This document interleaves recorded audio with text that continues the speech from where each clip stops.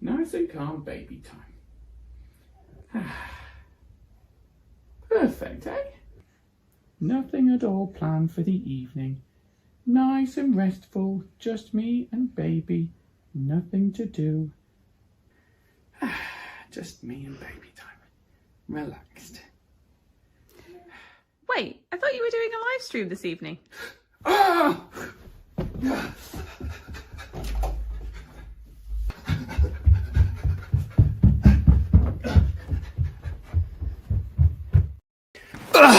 Oh, God. Oh, sorry about that. Oh, God, I completely forgot. I hope he's all right. Welcome along to J.Macc Live. Woo! Ooh, ooh, ooh. We're back after a significantly long absence, largely because of aforementioned child. Thank you very much all for joining in for this very exciting review of the Middle-earth strategy battle game, new edition. And, of course, we're the first people to get to it. So I've got some of the best analytic minds in the whole Middle-earth strategy battle game community alongside with me. And here they are. It's... Oh, crap. It's you guys. Hey! You've lost all rights to complain after that appalling introduction. Also, well, look at that. Did he switch there to put his face at the bottom so that he's not covered by the J.Macc Live? No, I didn't think do I that. can see it. Welcome along, Alex. Subscribe to Battle Camper Temple, the Pope, and of course your host, me, Harry. He's a shameless self-promoter, Parkhill. Welcome along to J.Macc. How are you guys doing? Great. Yeah, good. Did you a little bit worse now, but I was pretty good. It was having quite a good day. Did you enjoy the skit at the start? Did it make you guffaw? I liked the trousers when they fell down a little bit, and I could see your bum. They did a little bit. That's in the bank for later. Were you wearing the right T-shirt in the skit? Yes, I was. I was wearing exactly the same T-shirt. Changed. Thank you. It took me. The reason we're slightly late to start is because I was filming that. No, no, you made us late for that. Oh, how dare you! I thought that was very entertaining. It was seamless. Did you see the join? The join where baby ended and pillow began. Did you see the join? You mean that wasn't a baby? Sounds horrifying. Thanks, John. Thanks. At least some people have respect for the magic. The magic of editing, eh?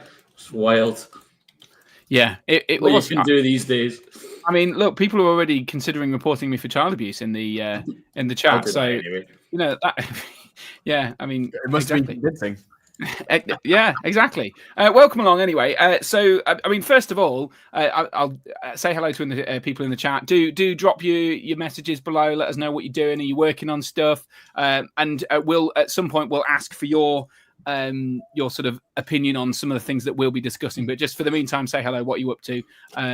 That's great, guys. So, just first of all, it's been a long time. We did a lot of previews before the Middle-earth strategy battle game new edition came out, and I feel like we kind of dropped the ball a bit by going hype, and then nothing as soon as it actually arrived. So that's still a bit like the story of the new edition in a way. Yeah, pretty much. Oh, shots fired! Sorry, shots fired already. Is that what we're going for? Are we already here to be a downer on the? Excited. No. No. Well, go on, Alex first. And what are your general, did the hype live up after all of that build-up we had? No, but that's not entirely Games Workshop's fault. I thought I think the rules are great. I'm really enjoying playing the new game. Most of the changes are very strategic and very effective. Monsters might have had the overcorrection of the century, but they're good now, and that's great. Maybe a bit too good, but that's good. There was a few changes that perhaps I don't agree with, but they don't really bother me. The game is still a huge amount of fun to play. Oh man, this is so depressing. No. The problem is, I'll tell you what the problem is. This isn't conscious or rational. This is just, I was thinking about this earlier. It's like I was preparing to come on the stream, and I was thinking about what I actually do think about it, and I realized, and this was completely subconscious, I cleared the decks before the new edition dropped. I was like, I'm going to get everything I'm painting out the way because I know I'm going to be really into painting the new figures for MESBG. I'm going to be so into MESBG. I'm not going to do anything else. I'm going to want to get the new helm. I'm going to want to get Hera. I'm going to want to get the new Riders of the new Rohan Warriors. And I realized that I never actually did. I just went back to my old projects once I've seen the film and once the box was out, and I've got the box sat downstairs. I've not really touched your trumpet. Yeah, and I feel like that probably speaks some kind of volume. And I think the problem isn't the miniatures, which are beautiful, although they didn't release enough of them. I suppose that was always going to be the case, but they didn't. Or the rules, which I think have done very well. I think the problem is there was a huge amount of lead up for the film, and it's just been forgotten. It's just literally, it was like a snap, and then it's gone, and no one talks about it. No one's interested. I don't really want to do a Besiegers of the Hornburg Army, just a pile of wildmen led by Wolf. I'm not really interested. And so I don't feel like my interest levels are any higher really than they were before the new edition of the film. Oh, right. Well, that's exciting. Thanks for starting on a high there, Alex. John, are you? Part of me feels like you're going to be the same. But come on, how are you feeling? Is this good? Are you happy, excited, jolliness? Or is I think I really like. I've not actually played the game yet, but that'll be rectified next week. But all the rules sound a lot better. I think magic is where it should be.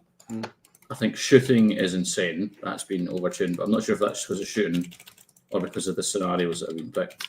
Yeah, well, shooting hasn't changed, though, has it? It's just that there's a couple of things less, like a few. Well, like the army's got blinding light's been nerfed, and then there's stuff like Dale getting +1 to wound and stuff like that, which is mental for shooting. But that's just Dale being sharpshooters and stuff. Yeah, I suppose. And Legolas is pretty good as well, but yeah, interesting. I say Legolas was better last edition. He's different, isn't he? He's very different. Yeah, so it's intriguing. I'd say he's better to play against now because before he could just go, here's your nice toy.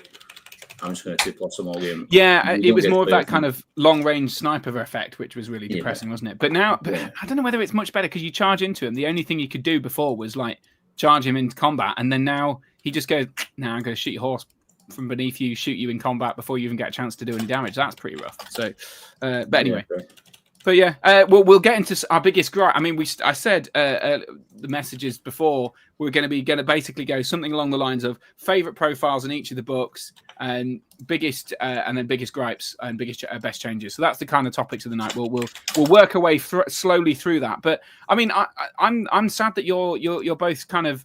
Well, I mean, John, you sound like you're depressed by it, but you say you're positive, so that's good. But Alex, you sort of almost sounded like you were happy, but then you were really down on it. So I'm not really sure. I'm not really down. I'm not really down on it. I'm not really down on it. Yeah, you said your comments, Alex. I'm sorry, but your comments. However, I am. You can probably tell I am excited. I've played, getting on for sort of 8, something like that, maybe 9 games. So I don't play all the time, nice. but I played a little mini tournament. More than me. Yeah, well, exactly. But a mini tournament with 3 games or 4 games, can't remember, and then a couple of little slow grow games, a couple of practice games, and I've really enjoyed all of them. Though I haven't, to be fair, played against anything like the Trolls or the Eagles or any of those things that people are talking about as being so super scary and busted. But we'll probably touch on them later on. So yeah, let me know what you're doing in the comments below. Drop in your comments, and we'll see what your initial reactions are. Are you giggling? What are you giggling at? Sorry, Grimdork Future just said, that reminds me I've not watched Alex's annual video yet. It was a defense. Yes, yeah, to be fair, Alex, your latest video is very entertaining. And I also saw, John, you'd put the latest podcast out as well. Is that right? Yes. Excellent. So big shout out for Woody Rec, who was in that, I believe he's in the comments. We'll see him later. Frederick's in. Frederick Schultz, welcome along. He says, what we're casting into the fire today. Very good. Darren Warner, he says, hope you're all well on this Monday evening. I am. Sean says, Areet. Gibble the Fish is in. Frederick the Street says, stream it into the fire. Evening All says, Callum. Whoa, little baby. That's good. Frederick says, does this qualify as child labour / child abuse? Yes. Why is that directed at me? Eminent, well, I guess because you're an eminent education law or something, barrister. Julian Hammond, evening guys. Red Fox, Can't wait to hear yet another take on the edition while already having concluded on my own. Yes. See, this is the thing. We're going. What we're going to do, Red Fox, is we're going to read through every single page of the book, which is about 130 pages, and we're going to scrutinize every single page, including the size of the font, the headings, and little minor changes like the word activation and the rules on doorways. You can't even believe the changes to rules on doorways. We'll get to that in about 3.5 hours time. So there you go. Sean Clark says, "Baby, you're going to have to toss me." Very good. Yes, that's yeah. Baby did say that. Yeah. Hello, everyone except Battle Camper. Very good. Ricky Drinks Paints. What's the law on using your kids as props for live stream interviews, intros? I believe it's technically allowed. Technically. Epic opening for child services to watch, indeed. Why is it not Chill Wampion? Very good. The human mind wants to be validated. Gibble the Fish as a new father. That was excellent. Thank you very much. Evening, Alex and Mr. Mac. Evening, Darren. Brandon Ridge is in as well. I'm here just to make fun of J.Macc. Crack on. Red Fox. What is that? The not anymore camping battle camper. It must be 6 months since I've seen him camping last. Yeah, Alex. When was the last time you camped? I believe actually it was a video that you released. Alex is very camped. Yeah, me and John went on an adventure last week, which will be up soon. I uploaded a video at the weekend. There's been loads going on. There has been loads going on, and you've been doing a podcast as well, so it's all good. Grimdog Future, I'm glad John's here. I was almost thinking we might not hear anyone say it's pish. I don't like it. I do Woody like Rec says, "Evening, pish. Guys." Sorry, what was it? Did you say it is pish? Yeah, I like it. Yeah, good. Woody Rec, evening, guys. Picking up some dwarven bits for GP and Feb. Dwarves, or what kind of dwarves? There's not got many options now. Yeah, exactly. In good spirit of the last few live streams. Jamie Arlano, hello. Having played a good 10 games of the new edition. I love it and love the theme list. It's really fun trying all the new combinations, special army rules, and new profile rules. I think that's the thing. Like, as much as I think it's more themey. I like it. I totally agree. It's that for me, the big thing that I've most enjoyed is looking back at the book and going, you know what? I really want to do things like the Road to Rivendell and stuff like that. Like the stuff that's got interesting, quirky rules has now, and atop the walls with Gandalf and stuff. Those things, they just kind of became. They were very plain compared to some of the other armies. I don't know what you guys think to that. That some of the more themey lists were just kind of, oh yeah, Gondor, great, you've got Gondor. But now it's like, yeah, Gondor's got some loads of cool things. You can do all these exciting different synergies or whatever it is, and that's fun. I like that. Two Gondor lists with. Like sorry, John. Go on, John. I would say Realms of Men is class. More of that. Yeah, well, that's because that's the right up your alley, isn't it? More of that, please, GW. I think they will do more of that. I think they will. I think they're going to be like a dwarf one. There'll be like a men one. There'll be like a evil one, maybe. Well, I mean, kind of did that with Pelennor, didn't they? Realms of Eagles. Realms of Eagles. What do you think to that, Alex? I thought I was going to hate the way that you do army building, and I must admit, I do sometimes think like, oh, I'd lovely to just be able to try these two, things that are themey, but that just haven't been picked up in the book, and I don't think picked up in the next book. So like I wanted to do elves and ents from that battle that John told me about in the first age. I thought that was cool. He's just. You just wanted something really filthy, didn't you? You just want to go, I just want to combine two of the best profiles, and also this is stop me having to paint any new models. Not at all, but and not being able to do that is a bit lame. But the trade-off is you do get like the same Gondor army of miniatures played in different lists, and they play very differently, and you get very different experiences. Yes. So I haven't actually found that But that's kind of because they've made all the lists one-dimensional, whereas used to be able to go, I'm going to play Gondor 4 different ways. Now it's like you'll very one-dimensional. Except maybe a few, like maybe the Azog one. You can maybe do that a few different ways. Yeah, but I think that's made up for. I mean, so far, I kind of think that that there's enough of the variety in those lists that it shouldn't matter that we've got, rather than having, in unlimited ways of playing Gondor. Yeah, Harad looks very filled out. Like absolutely. Yeah, well, I mean that obviously will. That will. I should have got the meme. Wait for the. Why is it new box created? Yeah, wait for the third book. But I feel like obviously Harad's gonna get filled out eventually, but like at the moment, rather than having the Gondor, which ostensibly you could play in multiple ways and have different characters, now rather than different characters, you have different special rules and different synergies and different. And I think that's more interesting, personally. I disagree with that, to be honest, because for two reasons. The first is that it's like not more just troops. the fact they've limited you to a particular list, but there's limitations in the list as well. So it's like you want to take the Muster of Isengard. I think is it the Muster of Isengard or is it the Army of the White Hand? You have to Depends take what you're going to Saruman. say next. That you have to take Saruman. Oh yeah, I think both of them have to take Saruman. There's one that doesn't though. There's Okay, so there you go. Assault on Helm's Deep. Okay. So I mean, I've played about 12 games, and I've seen a few other people playing, and you know, if you're taking the Army of the White Hand, it's just copy paste. It's just that list. Saruman and a few bits and pieces. And I'm a little bit worried. You can't just say bits and pieces dismissively like that, because that's and I did. Well, but there's multiple ways to build it. You can have pure berserkers. You can have captains and berserkers. You can have captains with pikes. I didn't consider that. Hold on. You can It's have like going to a captains with jam pike shop blocks. and the options are raspberry and jack. Like Sophie's choice here. Yeah, but like I get that, but there's also different points levels that a lot of these things are going to appear at. So I don't think it will. But that's the problem, isn't it? So Saruman is so expensive. So at certain points levels, you're just not going to take the armies where he's compulsory. It's just people used to moan at the whole of the last edition. Oh, the Witch King, he's so overpowered because you can take him at any points level. And now they're like, oh no, I can't take Saruman unless it's 700 points. It's like, can't please anyone, can you? God. What's wrong with you people? One, those two. That's like saying, people used to always complain that I would get slapped in the face when I stepped outside my house. Now they've arrested the people that slapped me, and someone else comes and shits in my door frame every time I leave the house. But yes, those are both valid issues. They are valid issues, and you're quite right to agree with me. Thank you very much. That's Let's move on. the point, isn't it?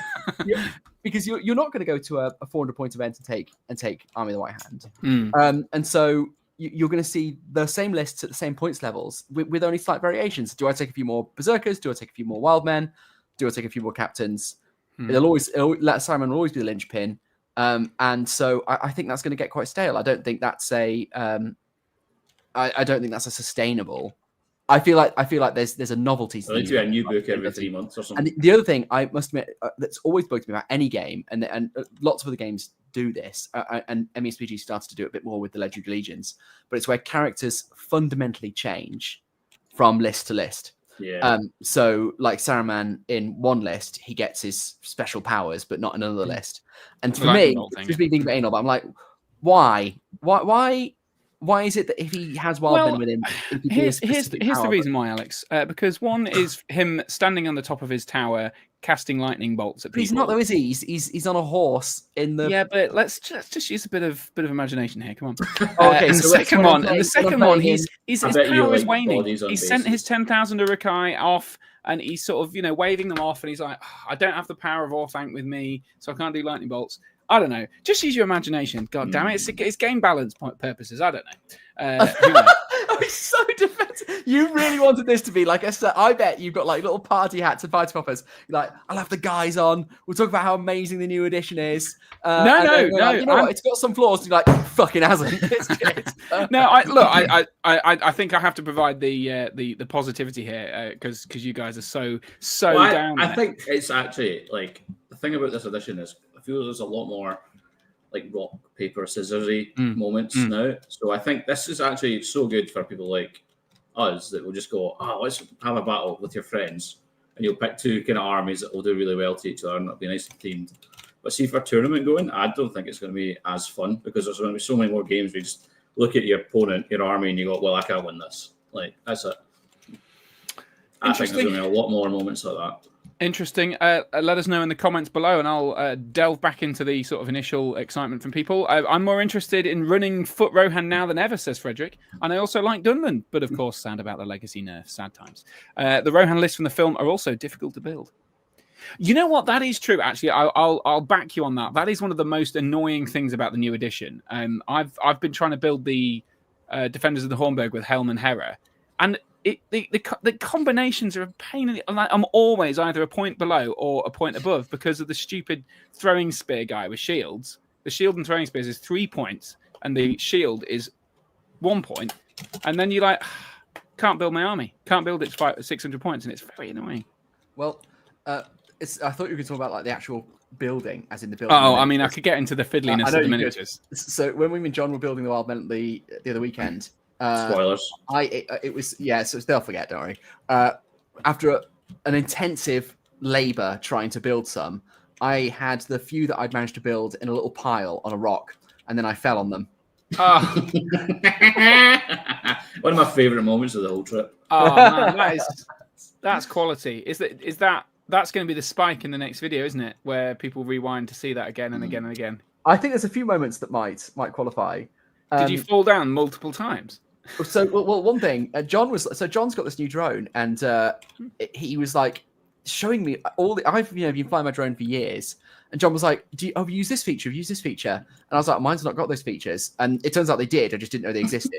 And John was getting these absolutely beautiful drone shots, doing brave things that I've never done, like getting a drone in the air, and then we'd get in the van, and we were driving at sort of 30 miles an hour, and he was following with the drone, getting these sweeping shots of the Highlands, and the locks and things. Really, really jaw-dropping stuff. I was so impressed. So I was like, oh mate, I'm going to get my drone up, and I'll have a go. 1 minute in, it was in the hedge. It's just fucking straight in. Amazing work. Yeah, so the lists from the film are difficult to build. I agree with that, and I think that is one of the things about. But I think that's the main. Is that because of the points costs? Yeah, it's because of the WYSIWYG nature of things. So you can't have a model without a shield, or maybe you can. Can you have a model? No, I think Rohan Warrior, for instance, you have to have either a shield or a throwing spear and shield, or a bow, and that means that you're always going to have this weirdness in points level, and then because you can only have a third throwing weapons and a third bows, and it's like, it's obviously designed so that you can go, here's my army out of the box, it's built, and it's got exactly the right ratio of throwing spears, bows and stuff, but it's also, you're like, why can't they just make this just because Harry, this is a hobby miniatures company. The last thing they want you to do is convert things. No, I don't want them to. I don't mind them converting. I'm kind of over that. But it's the fact that because of the new restriction, you cannot add it to 600 points without like really, really hamstringing or manipulating the numbers. And I found it genuinely impossible to get a 600 point list out of my thingy army without. I can't remember exactly what I did in the end. It was stupid number of riders, or anyway, whatever it is. But Red Fox, That was going to be one of my big bugbears that we'll talk about later, but we've kind of ditched that whole idea already, haven't we? So let's just carry on. Right, Darren Warner says, "Can you just reduce the font size on this, because I'm deep throating this L here." I know. I don't know why it insists on having it every. It's like they've clicked on it. Fine, they know where they are. Fine, I'll put myself underneath the thing. I don't mind deep throating the L. If you want. All right, you can go there. Right. Oh, that's it. That's No, you want the L? Okay, fine. I'll go there. And then Alex, is that okay? I think I'm going to go down the bottom. It's fine. Is it because you don't know how to change it? Anyway, right. Darren's working on his Mordor army. Red Fox 1/3 spears is really tough in defenders, for example. 100%. Thank you, Red Fox. I-Wing hoping to play my new Usurpers army in February. Excellent. Is that at the GP? Let us know. I think you were coming, I believe. Callum M27. Alex needs to stop wasting time with 40k and play some real elves. Ha! Yeah. Look at that. I will, as soon as the third book comes out. And I get bloody sell out, Alex. You bloody sell out with your massive video. And then you go, oh, God, I'm going to take 6 months to do another 40k video. 4 months. 4 months. Fine. It was very entertaining. I did enjoy the Eldar video, to be fair. And your painting is always a lot better than you think it will be. Brilliant. Brandon Ridge says, Men of the West is Chad tier now, and that's all that matters. John, do you know what? Is Chad tier good? I assume so. Okay, cool. That's good. I like that. Also, current scenarios heavily favour armies with banners. Yeah, people have been really moaning about this. What do you think? Do the scenarios heavily favour banners, or is this a skill issue and most people just need to kill the other people's banner and then they don't have to worry about it? No, that's just a mental change. Yeah, I think it's really stupid. I discussed locking some armies of 4 VPs. That's just absolutely mental game design.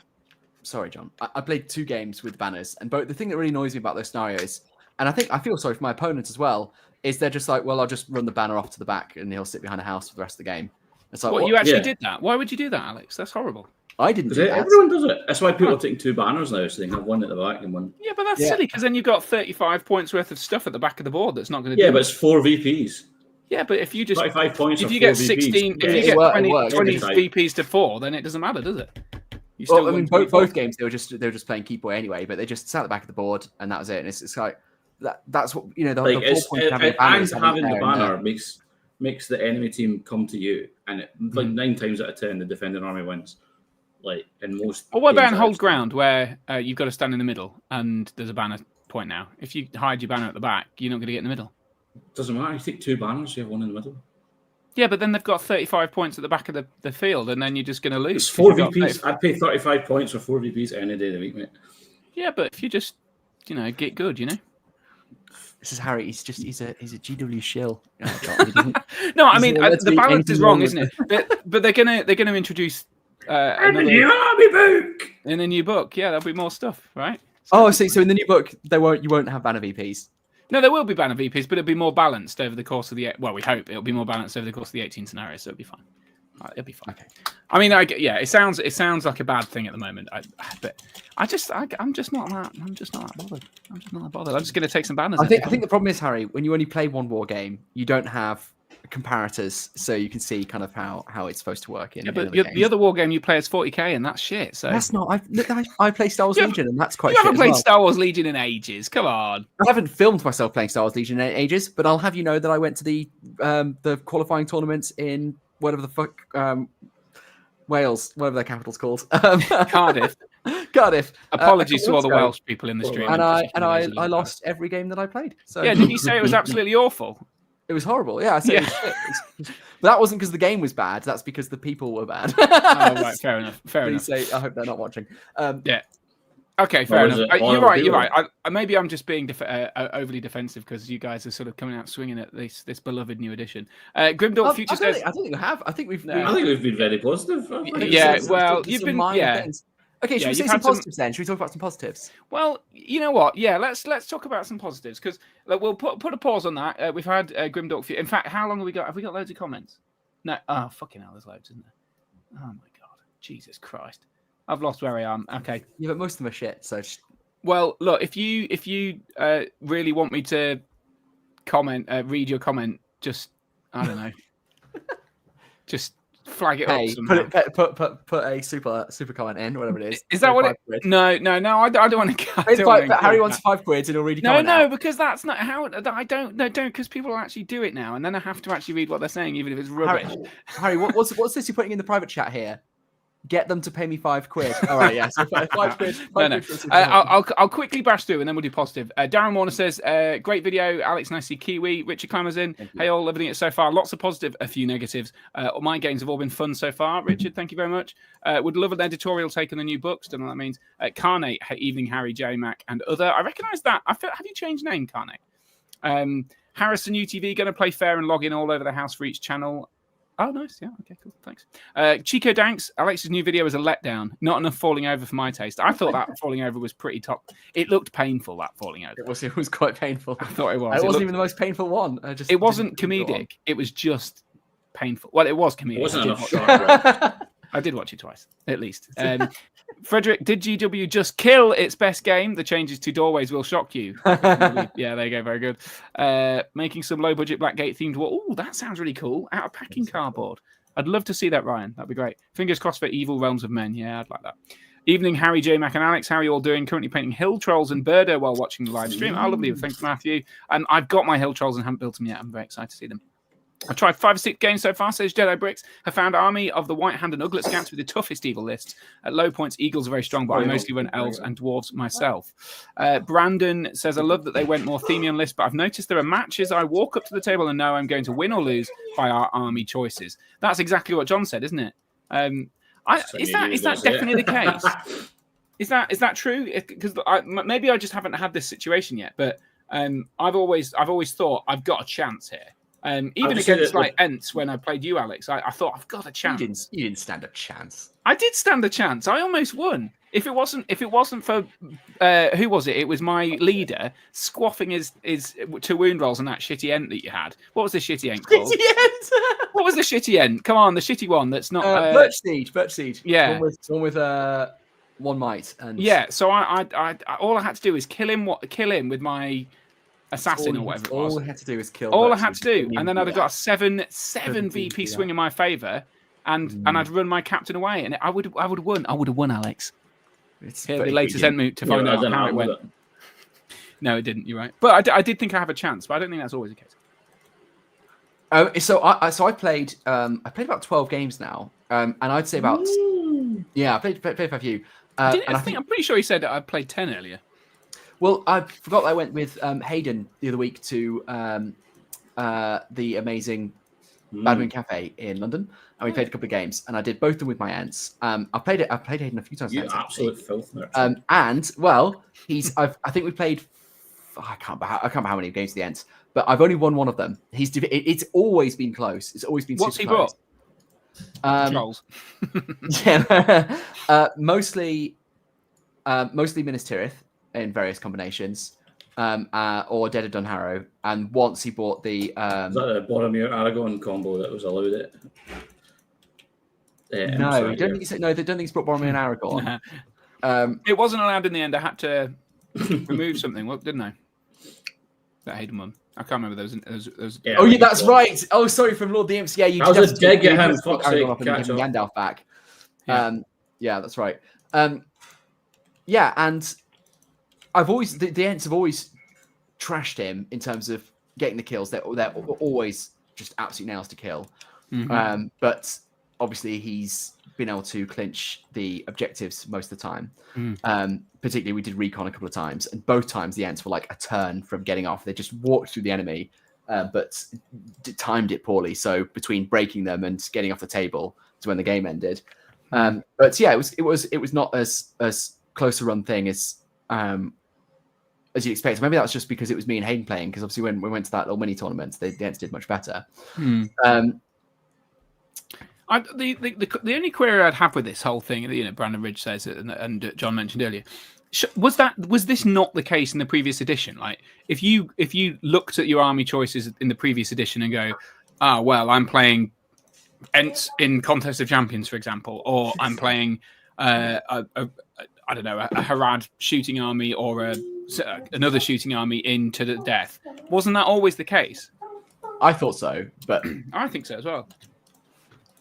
I just feel there's a bit more chance of it now. But when the Legions get when we figure out the meta, I think it'll be like the same book. But John, you've not played the new edition though.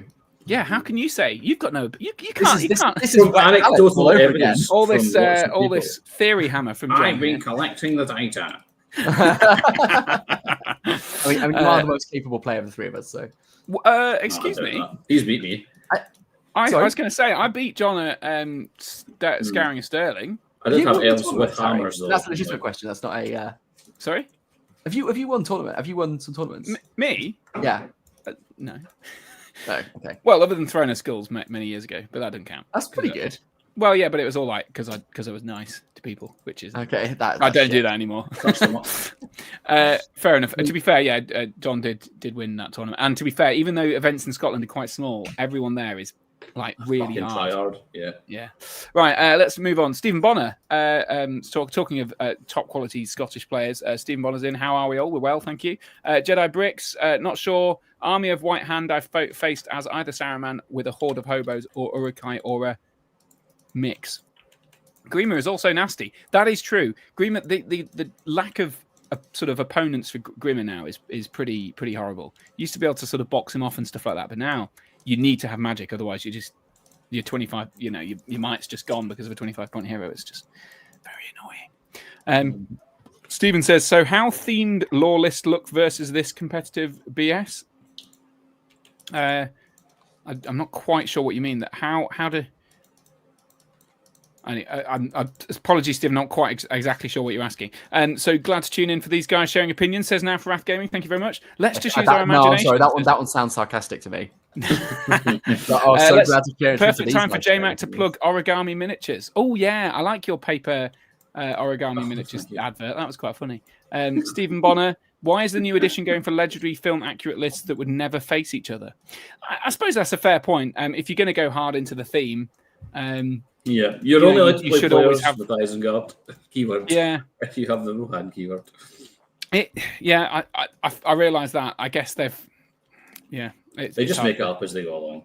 Yeah, I can sort of see the point of going for the themey stuff because we had gone really far away from that idea that if you look at this game on a tabletop in a random shop and see, an army of Dunlandings versus an army of, I don't know, a mixture of random elven or Minas Tirith heroes that nobody ever recognized, people go, what is that? What is that game that you're playing? Oh, this is Lord of the Rings. Like, is it? Where's all of the characters and armies I recognize from Lord of the Rings?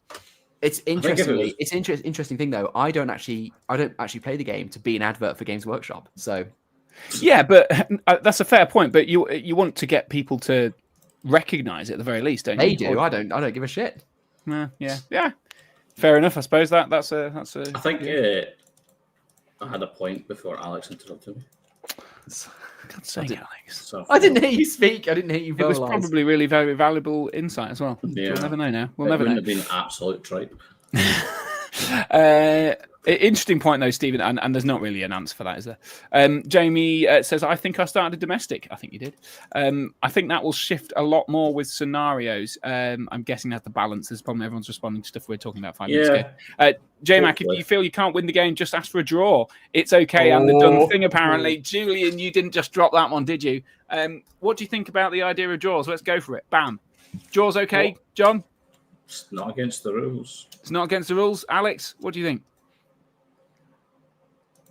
I'd say it's very unsportingly, but it's not illegal. Unless the tournament organizer decides to make that illegal in the future. Or maybe it balances it so that you only get no VPs or something for a draw. I don't know. I think giving 0 VPs for a draw is a shame for those people who really try hard to snatch a draw out of the jaws of defeat.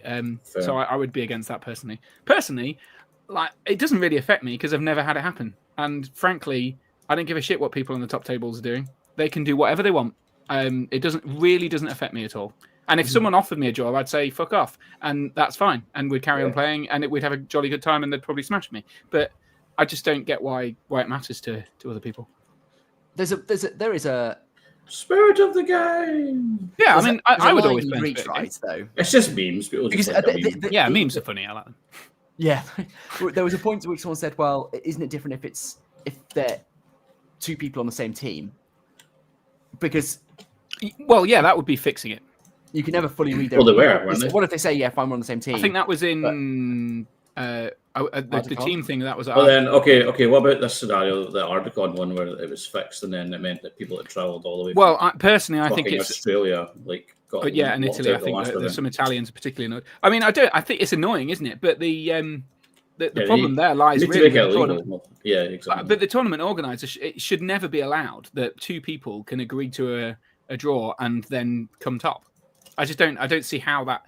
You've got to you design your tournament structure better. Don't hate the player hate the game. Yeah, I think that I think that and ultimately if there is a genuine stalemate where if one person moves into the the fifth, I don't know, 15 Urukai crossbows and a ballista shooting at them, and the person who makes that first move just gets completely and utterly obliterated.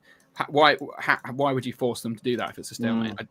It feels sad for the person. Offer the draw, but then actually play the game after it to show that you weren't just fixing it. Yeah. Anyway, interesting. I'm sure there'll be lots of comments both ways. But thanks, Julian, for dropping that grenade in. Frederick, all Rohan lists are now difficult to build for new hobbyists and non-conversion enthusiasts, at least. That is true. Red Fox, sorry. I have played Necromunda, so I can't comment on the fiddliness of the new models. I have played. I have Necromunda models at fiddly as well, or is that? I remember what my thing was going to be. I was going to say, if the game was played good versus evil like it was supposed to be, yes, it would look more thematic. I think, and I think it is. Most tournament organisers can't be fucked to do that. Well, it just so happens that Tis a Gathering this year, coming in June. Sterling, shout out to Sterling. Yeah, Sterling, that's true as well. Also Cardiff, they allow that as well. But the Tis a Gathering I'm running in June, that's going to require everyone to bring 2 700-point armies, and they can do thematic matchups and stuff all the time. That's cool. That's good. Next one, I've got Sciatica from building a wild man for sure. The Spear Twats, specifically. The Spear Twats. Is that a typo? Spear Twats? Or the spears? The people are spear twats. They are. Twats. I don't think twats is a verb in that. I thought it was the spear. I think it's a noun. Spears really twat my fingers, you know. Yeah. There you go. Anyway, Stephen. What was that action? Could you do that again? It was a bit more rounded than that, wasn't it? Was it? Oh, okay. Sorry. Stephen, did John push him down the hill? I think he probably did. Chinese finger trapping the E and L. Not quite sure what that was referenced to. How's the feels on Cav's monstrous charge bonus stacks? I like it personally. It makes sense. Does the Witch King on a Fell Beast with the Crown of Morgul get 5 attacks on the charge? Alex?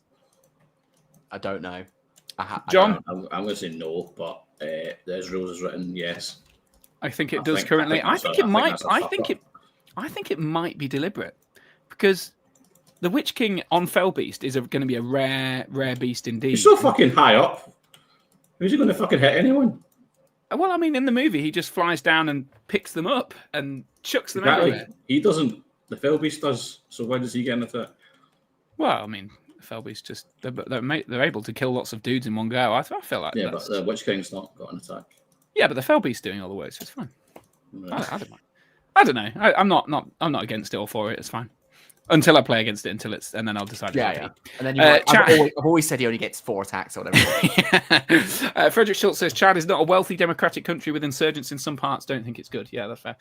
Banners for the armies that can take them are one of the few list building tools that we have left, says Owen Dawson. Interesting. I might start taking a 3rd banner. Always ran 2 last edition. Stephen I've got 3 in my Isengard list. 3 banners feels ridiculous. That's nonsense. That is silliness. That's definitely not. Please pay. People pay 50 points for a Frodo VP. Yeah, they probably would. But then it's forcing the theme, that isn't it? I quite like that. I think it's forcing you to have the theme if you've got that. That's the one if you've got. You will play themely. Yeah, it's like a carrot and stick approach. They tried the carrot approach and then people didn't do it, so now they're whipping out that stick and hitting us hard. Why are we so desperate for people to play in that way? Because I want to go to an event and see people playing Lord of the Rings stuff. That's what I want. It is Lord of the Rings stuff. Yeah, but not if it's bloody Suladan and fucking I don't know the serpent Fang or whatever his name is. What if it's a thing that wasn't in the films but is part of the Tolkien lore legendarium? Yeah. Yeah, that's fine. I'm fine with that. Well, it's not fine in the new edition, is it? Well, not yet because we haven't got the 3rd book. So the 3rd book's going to have like first age stuff in it, is it? I see. What first age stuff? Or it's going to have. Yeah. Okay. Fine. Well, it'll have you'll have You've got Linden or something, haven't you? Second age. Yeah. Just so taciturn. Are you playing the game, John? All right. Okay. Nope. Help me out, guys, in the comments, please. I'm taking on 2 Hordes lists, 1 on Elite. Excellent. Just watched the Eldar video, Roman history video, cracking. Even went to Caerleon, where near I grew up, says FGC. Yes, that was good. That was Alex's latest video. And there was a lot of Roman history in there, surprising amount. It's quite good. New match play guide will have more scenarios, so hopefully it comes up less. Yes, that's true. Maybe just don't move videos. Again, sorry, don't know what you're talking about. Cheers from Italy. Thanks for all your content. Oh, thanks, Jan B. Is this the sound of a tin cup rattling? That's it. Carnate says he hasn't changed name. Maybe I just recognise somebody else with a similar rat kind of logo, but apologies for that. Poo Stick, the shitty event, says Cameron Law. Okay. Shameless plug here. You can log your games in Tabletop Admiral and look at that now for Wrath Gaming. Look at you just dropping your bloody promotion of your great system in there. I'll say, that's fair. I mean, Tabletop Admiral is good, to be fair. Tabletop Admiral is absolutely fantastic. So, fully endorsed. John, do you use Tabletop Admiral? Yes. It's good. There you go. Excellent. Well, I don't prefer the spreadsheet, but yeah, it's all right. You can always have a spreadsheet on the go with your book as well. Yeah, so I like Tabletop Admiral for that. I think it's fantastic. Who's had their chips stolen by eagles? Anyone? Not I can think of. John? My chips. Have you had your chips ever stolen by eagles? Stolen by a seagull. Did you? So no, eagle, not And seagull. also- Yeah, Glory. but to be fair, Oh, he did right, upgrade. sorry. He upgraded from chips to the pizza, and then downgraded the eagle to a seagull. So actually, I think it balances out. But yeah, very good. Has John read the new rule book yet? Yes. Good. Chris Baird played my first event at the new edition on Saturday. Found that the game is much quicker, as armies seemed in general to have more killing power and less survival ability. Now, this is something that I think the special strikes thing. People said, "Oh, we're going to lose special strikes," and you know what that's going to do? It's going to slow the game down because people aren't going to be able to do strength 4 and get with the piercing strike and chop their D6 armies up. And I must admit I agreed initially, but it has the big change has been that you now have a lot of armies that they just can't get the D6. There's a lot of it feels, maybe it's just me, but it feels like there's a lot more sort of back ranking guys without as many shields and all that sort of stuff. So it feels a little bit better for that. So I don't know about you guys. What do you think, John? Is there more killing power? I don't know. I've not played many games. That's true. Alex? Well, a lot of my games have been with Ents, and they certainly have a lot more killing power. So the games, they just obviously churn through everything. I've also played my Rohan, and they seemed shit and died very quickly. My Rohan really struggled. Really, really difficult. The not even that they've suffered nerfs, but just the redistribution of fight values and leaving riders on fight 3 has absolutely tanked them. And the fact that their low fight heroes can now only strike up to fight 8 at the best means that they're a bit fucked, to be honest. So yeah, they died pretty quick, which is nice. It's not nice.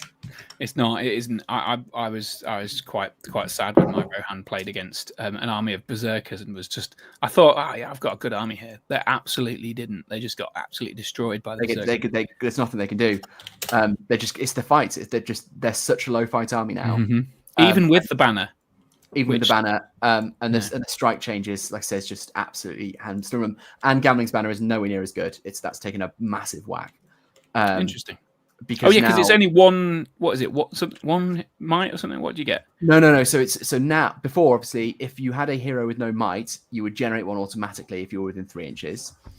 Now, whenever you spend a might, you roll a d6, and on a 6, it didn't get spent, which. Obviously, the 2 games I played with them, it never happened. The problem, though, isn't that you might not get as much might back, because, of course, if you're very lucky, you might get a few might back, although I doubt you'd get as much as you used to. The problem is you won't have it in the late game, and that's what an all-cavalry army needs, is to be controlling the movement in the late game when the lines are dwindled. And if you're not controlling the movement, which you would have done with Gambling's banner, then you're just going to get hacked to pieces because you're going to lose statistically 50% of the On the plus side, banner's OP. So that's a good point. That's a fair point, actually. I didn't get 4 VPs. Yeah. Oh shit! Sorry. Wrath Gamer says, "I 100% agree with this take. I'm so glad the game looks like Lord of the Rings again. See, it's not just GW who cares. I'm glad you said that, now to Wrath. Steve Moller says, nice of you to say, Harry. I think that was the compliment about his quality gamesmanship. Lore accurate lists versus competitive lists. Like John said about foregone results before deployment. Interesting. Chris Baird says also, due to how list building works, I think small points is less viable due to a large number of armies requiring an expensive hero. Yeah, maybe that's true. I know, for example, unlock scouts. Yeah, well, yeah, that is true. There was quite a lot of points events. You'll just have like 6 unlock scouts. Yeah, but then the Eagles did really well at those low points. So that's Dale, yeah, I suppose. Dale and stuff like that. So yeah, is small points less viable? I don't know. Maybe it's just that Eagles are pretty dominant at the moment at that. I would say it's less viable. It's just going to be very different. Yeah, different. Yeah, that's true. That's true. I think that's fair. Agreeing to a draw is the same as slow playing, says Stephen. Illegal, unsporting, and match fixing.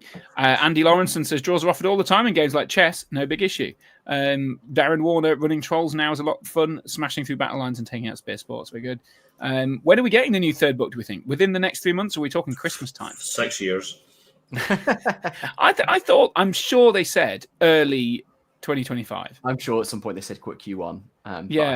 So I was thinking at the could be a big Mandela effect thing where it's all just wishful thinking. You might be right, but they just release it at the same time? Well, somebody made this point to me a while ago, and I can't remember who it was, so I can't give them credit, I'm afraid. but they pointed out that in some of the really old, like Warhammer Fantasy and Lord of the Rings books back in the day, you would get a profile, and you would wait ages for the next, or for the model to fill out that profile. So I think this idea that this is new, this sort of waiting for the next book or waiting for the next model thing. I think that's a bit different. Is it? Okay, go on. And if you look at comparator games, so 40k and Sigmar, whenever they've done a new edition and they've moved profiles around and things like that, every time they've been like, they've always said every single model in the range will have a profile on release. Even if we're then going to update it in a second when they get their book, they will have a profile on release so you can start using your toys. That's true. For MESBG to be like half the models, they will just not have a profile on release. I think it's shoddy. I don't think there's any way around. I think half the models might be an exaggeration, though. Is it? I don't know how many it is. But whatever. I mean, I'm not sure, but I think I don't know what the percentages are. Like a lot because, like, so like, you know, I wanted to use my elves. I'm really looking forward to use my elves. I think good fun, Kazad. Yeah, exactly. It's like on as the game is at the moment, I think I can get to maybe like 300 points or something like that. You know, I can't use my knights. I can't use Rumil or Orphin or whatever. So perhaps there are some models. Perhaps it's less than half. But there are other models that are in the range that I'm still not able to get on the table because of the models that are missing. And obviously, I think my bias is coming from a person who you can see behind me in these cupboards. I've got 2 big glass cabinets full of toys, and I've been collecting over a long time. And some people have just started in the last couple of years to maybe take longer to paint stuff or whatever it is, and have only got one army. There's a guy in my local area called Harry. I'm really sorry to interrupt. I'm really sorry to interrupt, Harry. There's a very, very adorable message that's just coming from Harrison. You might want to read that. When is that? When is that? Oh, can you say hi to Lena Bean? She loves Alex and John. She's 1 and off to bed, lol. Not Harry, I hasten to add. Oh, that was beautiful. Thanks for that, Alex, for flagging I that. hope she's not listening to my language. Yeah, well, I mean, to be fair, it's been potty mouthed this stream already. But yeah, I think fuck. That'd be good.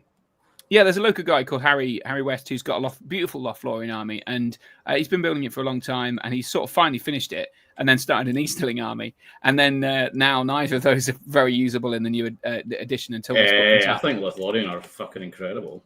What, at the moment? Oh yeah.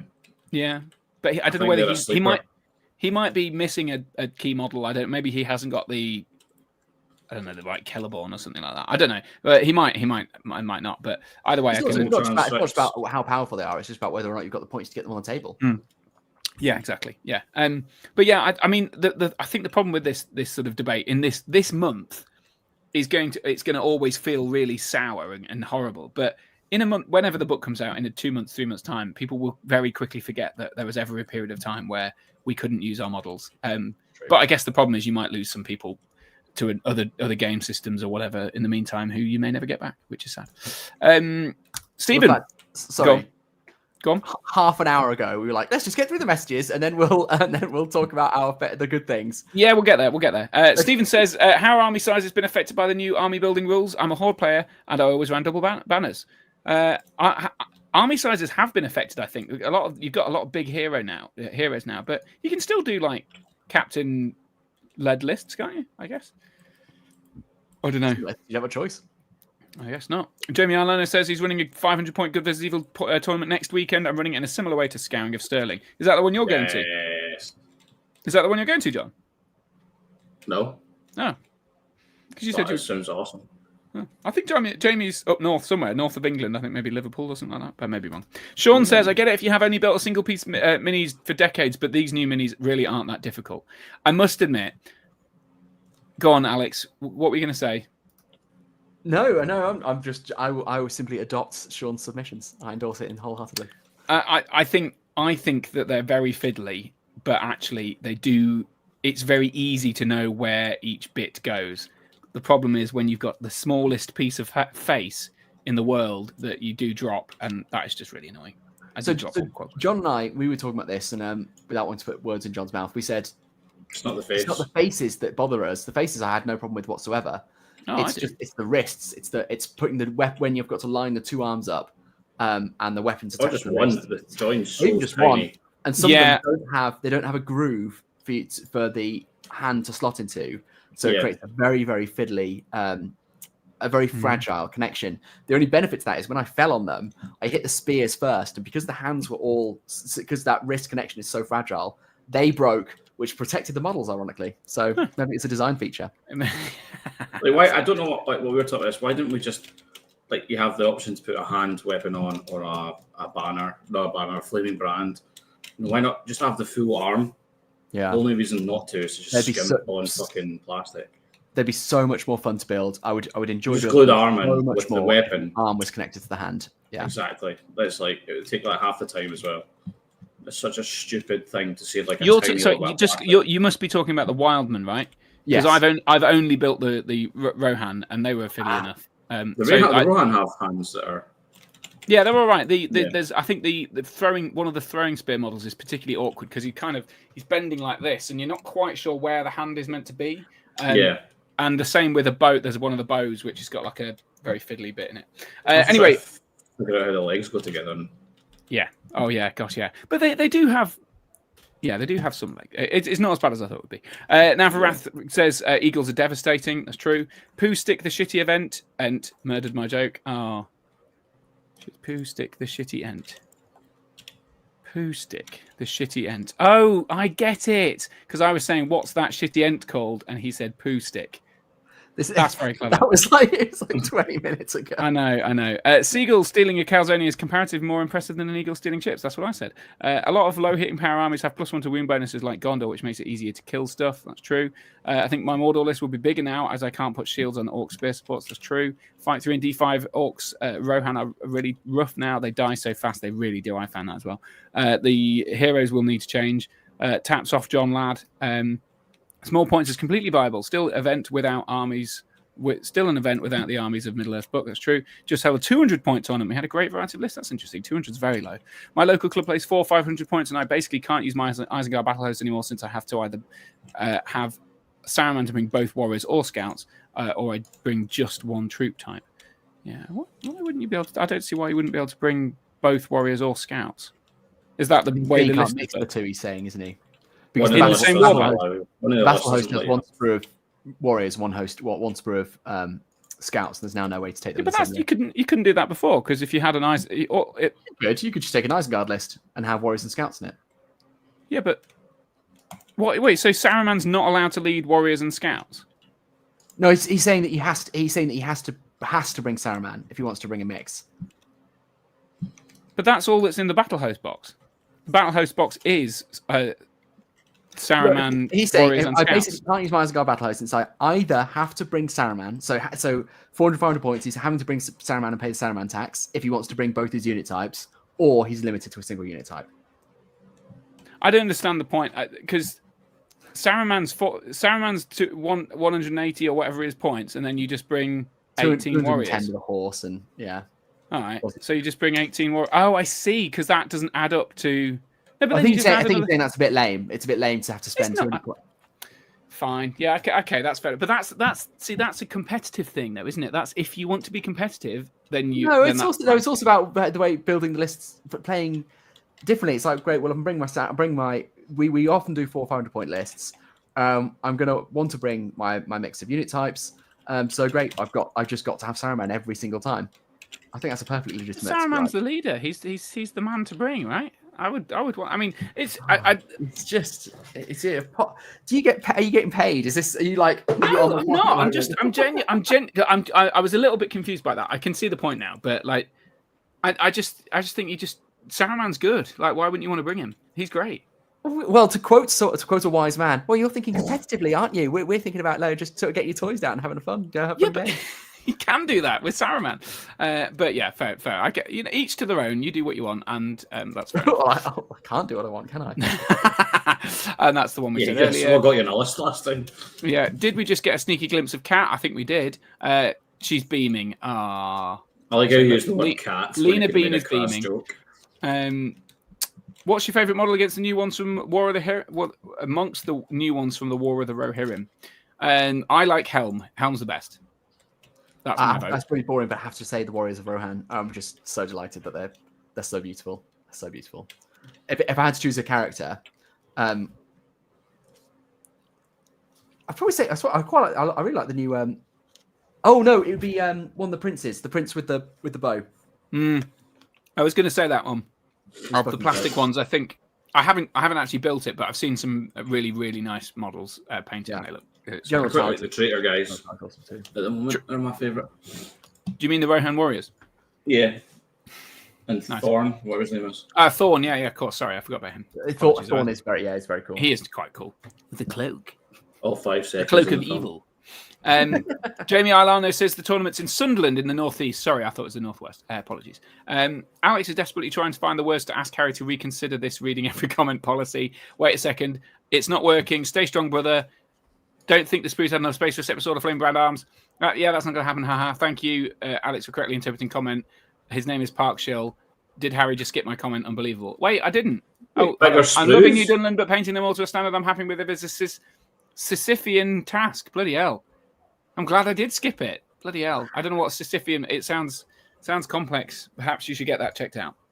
Anyway, very good. There you go. Very good. Right. They could just make bigger spruce. Yeah, There's no set limit to the spruce size. They could just go, let's make a bigger one. Yeah. That is a good point. And unless there's a... How do they make them? Do they must make them in... They must have a reason for doing it at that specific size. Do they not? I don't know. I really they're all different sizes. Every sprue is different. That would be to fit the models. So. Yeah, to be fair, I found it unusual that in the box they're really long. Like the sprue is actually 3 sort of all clipped together. bits. Yeah, which I thought was very very strange. Yeah, now for Wrath Gaming says probably product shelf space. I think that's probably less important these days because online and all that. But yeah, I guess it is still important. So that we finished all the comments. Very droll says Grimdark Future. Thank you. Oh god, they made 1.5 sprues. Yeah, good. Yeah. Any upcoming adventure excited to go to? Damn you, Manic Tea Drinker. Welcome along. I'm very excited. You don't have to read them straight away. This is like, are you one of those people who's like, you're doing your work, and the second an email comes in, it's like, oh my god, I've got to deal with that. I've got to deal with that. That can't sit. Otherwise, you get really anxious and you start to shake. Alex, yes is the answer to that question. I cannot focus on anything at all.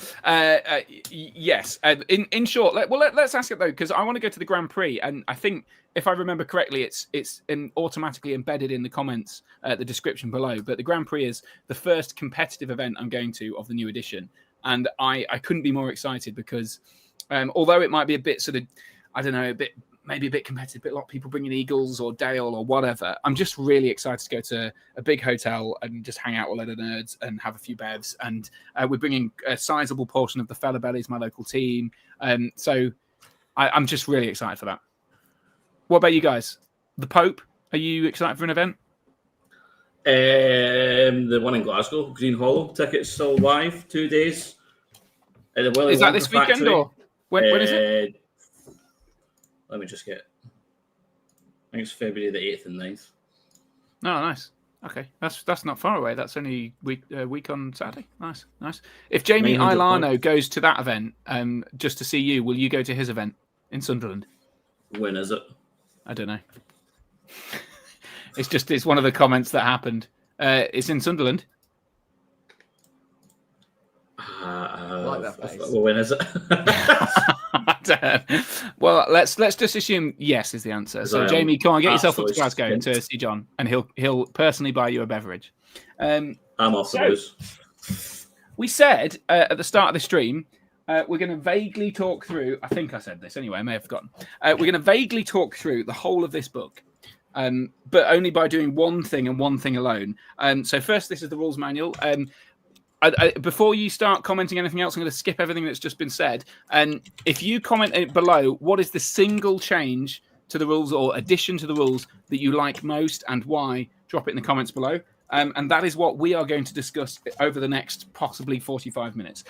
So, Alex, have you got one ready? And John, do you have one ready? I have a few. A few? You only get one? Well, I'm going to ask if I can would it be lawful for me to condense them all into just saying monsters? Yes, I think that's allowed. And why? So go for it. You've already started talking. So just give us a summary. What's the big shebang? Well, monsters have always been one of my favorite bits of the game. It always made me very, very sad when they didn't show up, particularly non-hero monsters. Yeah. Their lethality is increased. Their utility is increased. Their flexibility is increased. Now we're probably seeing them too much, I get, and they probably need to be reined in a little bit. But I'm just absolutely delighted that they're a lot of fun to use. Even the Humble Troll is a huge amount of fun to use. It can smash face. And not all monsters seem OP. I think the monsters that we're seeing a lot of, like Ents and Birds, it's because they've got high intelligence, and so they can make a huge amount of get a huge amount of utility out of Hurl and things like that. But some of them are just now usable and will make it into regular armies. Of course, the slight downside is I have Isengard trolls, which are now really fun, but they aren't in any of the Isengard lists. But that aside, that's more... Wait for the third book. Wait for the book! that aside, monsters are just so much fun. They're so much fun.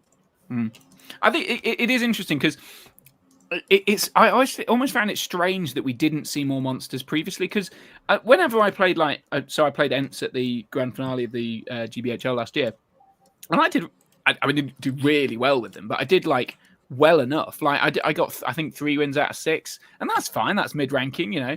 I'm just surprised that you didn't see more of them. I mean, I guess trolls in particular, you know, like a cave troll or whatever, it's so easy to deal with, and it's like 100 points, and a hero would just strike up and kill it in one go. But you know, your Ents and your Eagles. I mean, occasionally saw Eagles, but I was always surprised because they did have such potency when you got lined up that juicy hurl, or you got all your Ents in combat and you hurled into each other and knocked everything down. It was great. Don't have enough to win tournaments. Yeah, I know, but there were lots of armies that didn't win tournaments, but people still seem to bring them and not bring the. You did see it. That's true. But big tournaments, you'd always see at least 1 or 2 Ents lists. But now we're going to see loads, which is yeah, awesome. that is a bit sad actually. But no, I think that's better, because ultimately in the films and the books, the Ents are a big deal, and so are the Eagles.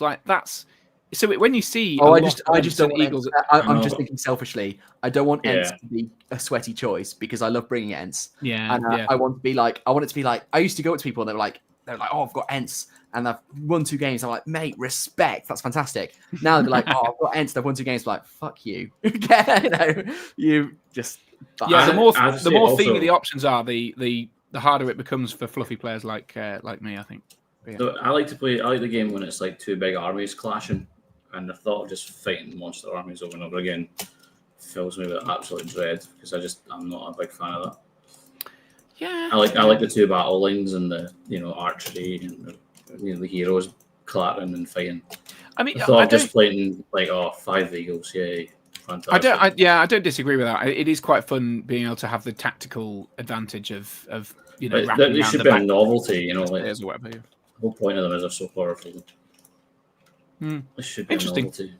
So you're not a fan of that. So Alex's biggest favorite change is. I think I like that they're now viable, but having them too powerful, I don't like. Do you think that they are going to be fixed, or that the natural meta will settle to solve that problem? Because I mean, already we've had Eagles do well in one event, but in another GBHL 100 a couple of weeks ago, I think Eagles made a podium, but they're only 3rd compared to the 2 above it. Was it Into the West where of the top 10 lists, 6 of them were Eagles? Yeah, but I think it's worth noting that at 450 points, yeah, but that just sounds very weird horrible. points. There's a chance that you play 3 games against the same fucking thing. Just ugh. But then again, at some of the biggest competitive events, it used to be like, oh god, not another Witch King, bloody Suladan, Black Numenorian, Morannon army. I mean, it didn't happen all the time, but at least an Eagle list is I mean, I guess if it's a negative player experience, it's a negative player experience, and the screech stops you moving or whatever, then that's annoying. But at least it feels a little bit like, oh yeah, the Eagles. Maybe it'll be quickly lose that novelty factor. So once you feel like that 10 times, you're going to be. Like next week, you're like, oh, Eagles. The week after that, we're like, oh, Eagles. The week after that, we're like, fucking Eagles. I think with the nerf to strike as well, there's a lot less utility to deal with them. I think that was harder. I mean, that was something that I think when they announced the fact that Strike was going to D3. I don't know whether we were all 3 of us on the stream, but I think Alex and I were definitely on a stream, and might have been one of the ones that you weren't on, John. But I remember thinking that saying out loud, oh, don't like that, and I think you were skeptical. I thought it was a great change, but you were banged. You had me banged right. I guess you would D3+1. That might solve it to an extent. Or I do think so. It was D6, but I think if you think about it, most of the time when people were striking in the past, they shouldn't have been, because the chances are usually you need to get a 4 to get up to fight 10. Yeah. And then you need to win the roll off, so that's another fit. So you're only a 25% chance of it happening. So you shouldn't really be wasting a point of might for that. But most people did it anyway, just because they didn't know how else to deal with it. I suppose the problem with the D3+1 is then your minimum is 2, and there are times when the risk is you might fluff it and get 1. Whereas so there'll be some times where it's like, well, it's absolutely guaranteed now. I'm gonna. Well, it's still most people are only using strike right now when it's equal fight value. That's the only time people are. That's probably being D3 strike is just a bit useless. I think it's. I think because I like against your Ents with my Aldrak, the Kandum hero. I think I needed to get a 3 up, and I think that's fine against a monster that is fight 7 or whatever it was. That's the problem. That was my only Ent that was fight 7. Yeah, and it was also the one that didn't have strike. So. Yeah, so then, one very specific situation, you're fine. But even against a beach bone doesn't have strike, but he's fight 8. So then you'll have to get a 3. So you have to get a 5 3 just to equal your fight value, for the roll off. And if you're against Treebeard, there's just nothing you can do, because if you strike, I'll strike. In which case, I'm guaranteed to win. Well, you're guaranteed to roll off, aren't you? Because you're fight 8 and I'm fight 7. So yeah, but I see what you're saying. Oh, is he fight 7? Is it that Kandum guy? He is if he's killed something. But anyway, that of course. Sorry, but that won't be relevant in an end time anyway, would it? But interesting. But I mean, personally, I like the fact that we're going to see a few more monsters about. I think the thing that I don't think the change to hurl is a good change, though. I think that's a bad change. As much as it feels like an interesting way of doing things, it's like rather than I like this comment. So this is indiscriminate. Go on. Have Eagles hurl into Aragon every turn for an entire game and tell us if you still like Eagles. That's exactly what I was just about to say. Is that hurl effect is just too. It's too good and it's so oppressive. It's too effective, isn't it? To be able because it means you almost need to have 2 really good heroes to deal with big monsters like that. And even then, even 3 might not be enough in an all-out monster army. I was against the King of the Dead and Aragorn in with my Ents. I just kept on. I had both of them on the ground, and it's like, well, I've got. That means I've only got 1 Ent left. Really, 2 Ents left, sort of doing the business, as it were. And that was fine, because I'll just play the long game, churn through, and also remember you're still taking strength 6 hits from those hurls, so you're still getting through. I was still killing. Most turns I was killing one of the Warriors of the Dead, and I was starting to chip wounds off Aragorn and chip wounds off the King of the Dead while keeping them on the ground. To be fair, the particular annoyance with that list, the Ent one, is that you've got that free heroic move no matter what. That's huge. So like you need to be against something like an Aragorn or whatever that's got a free heroic move every turn to even just start to counter it. And it's the same with the Eagles with this Screech thing, that it denies the opportunity for the opponent to be able to choose the priorities or move or counter against it. So those two things seem they make it 10 times, because I wouldn't mind going up against Ents if you knew that, well, at least I've won priorities who can have a go at them first. But then now, okay. The more I talk about it, the more I think it is a bad change. But who knows? We'll see. It'll all come out in the wash, won't it? There you go. John, do you have your favourite? I like that. The change to priority is nice, but I think I like how a lot more special strikes. So you missed the special strikes? No, I'm saying a lot of them are better now. Oh, okay. And there's more options, I feel. Whereas before it was just strike, march, strike. Yeah, move. That's true. They have. Yeah, that's quite a lot. But you know what I mean? I think there's like now strength is quite cool. Resolve is quite cool. Yeah, challenge feels like it might be used at least once this edition by someone. Yeah. Yeah, I can see that. I still think some of them are a bit naff, because I was thinking the other day I was playing a game with Hera, the Bride of Death, and I was thinking I could really do with the +1 to wound and the 3-point of might back against this hero that I was gunning for next turn. I was like, should I do a challenge? Should I do that? Because I was the same fight as them. I was fight 6, they're fight 6. I had more dice and all this sort of stuff, and they can't strike against me. I thought maybe it's worth doing, but then you're still risking that point of might for something that they, as soon as they go, no, I don't want to do this challenge, and then they just run away, and you're like, oh well, that was a waste of my point of might then, wasn't it? Because they just ran away. But I do like that. I like the addition to all of the heroic actions. They seem interesting. Yeah. What do you think about channeling? I think it's great. I like it. Yeah. For that. The old one was a bit. It was so unreliable in some instance because you got some of it was stupid, like D3, and it's like, money anyway. Yeah, that was the thing. It was just so some of them were really good, but some of them weren't very good at all. And I'm trying to think if actually any of them were really good, but channeling binding light was really good. Yes, that's true. Yeah, that's quite good. But almost anything where it changed it to exhaustion. Yeah. But I guess the problem is now that there seems to be a lot. It's harder to cast stuff, but I guess that doesn't matter if you're channeling. But there's a lot more resistance to magic, I think, kicking about. So who knows whether that'll actually make a difference. There's the same frustration, is it? Because the problem before was paying to channel something. It was very frustrating if you then didn't get it off, particularly if you invested a couple of will into it. Now the problem is that you pay to channel, and then they get a clutch 6 on a resist, and then they get their point will back. It's like that might just pissed away. But I guess that's the same with any heroic. So well, that's always been the case. Before I get into my one, I'll just drop into the comments for some people's favourite changes. Two-handed weapons, ignoring -1 penalty on natural 6. A really, really good one. 100%. And I mentioned that I played Berserkers the other day. Two attack Berserkers, fight 5 with 6s, being wins, and then especially with the pikes behind them. That is a really scary prospect. I think given that though is quite. Like I remember two-handed weapons when the first edition came out. You can support them because it was like the guys going, "Wow!" Oh yeah, that makes sense. Yeah, but then they realised that they were crap, so they had to do something about it. But yeah, you're right. Maybe they could have supporting a guy with got a two-handed weapon with spears. Also, fucking. Just wouldn't happen. No, that's true. That's true. Before we move on, but then I suppose most armies in the Earth just had spears, and that was it. Right. That's true. Go on, Alex. Sorry, before we move on, did you say what you're taking to the GP, Harry? Well, I'm currently planning on taking the Defenders of the Hornburg, but frankly, I don't know whether I'm going to get it painted in time because I want to do all the new models. But and I don't know whether there's even going to be all the models released by then because I want an Olwyn in there or a Leaf. And I might end up having to have like Merry and He's the powerhouse of the list, I assume. He's really not. He's so shit. It's unbelievably shit. Like he dies. This is the kid that like spends the will and all the shit. Yeah. Happens. Oh yeah. You think he's gonna be great because you go, oh yeah, we can give you free heroic combats, but then he just dies because he's defense 4 and it's crap.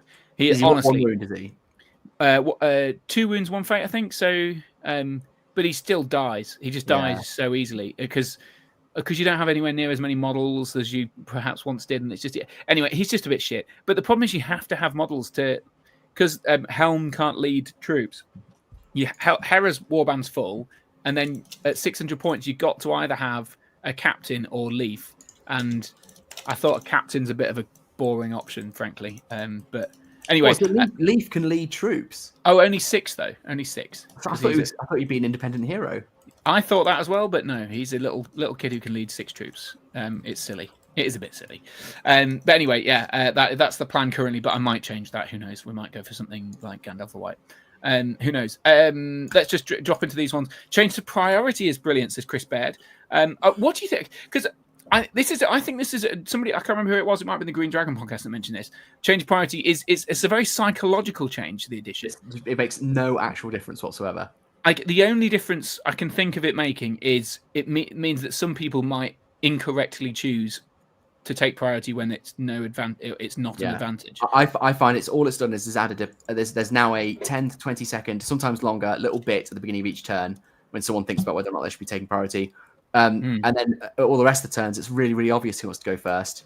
Yeah. So it makes literally no difference. I don't think it's changed any game that I played. Yeah, it might. Mathematically, it's identical. And most of the times once the lines are met, you want priority, and so you're just like, great. Well, I won, so I'll choose to take priority. And then a few of the early turns generally you don't want priority, so you're just not choosing. It's no different, just a random. I think you're probably right, but like you say, it's tactically a bit different. But then I think the Green Dragons were the ones that said it on the podcast. That they sort of said, well, actually, all it does is favour people who are good players already and are maybe taking advantage of less good players because they know exactly what the correct option is, which is either take priority or don't. And I do feel very taken advantage of. There you go. Interesting. Heroic Strike is my favourite change. Generic Captain going to fight 10 was always stupid. I mean, generic Captains haven't been able to strike since the Hobbit edition. But I guess you mean something like a Grishnak at Fight 4 going up to 10. But I don't see. I never really had a big issue with it because, like, I guess it was always a slippery slope. But you fight 6 hero, like you say, 4+ to get to 10. Fight 7 as a 3. The heroic botch it did happen though, I did like that was possible. That for example, your Sam can or could strike up to above Shelob, for example, and now he can't, which is pretty shit because Shelob obviously famously killed by Sam.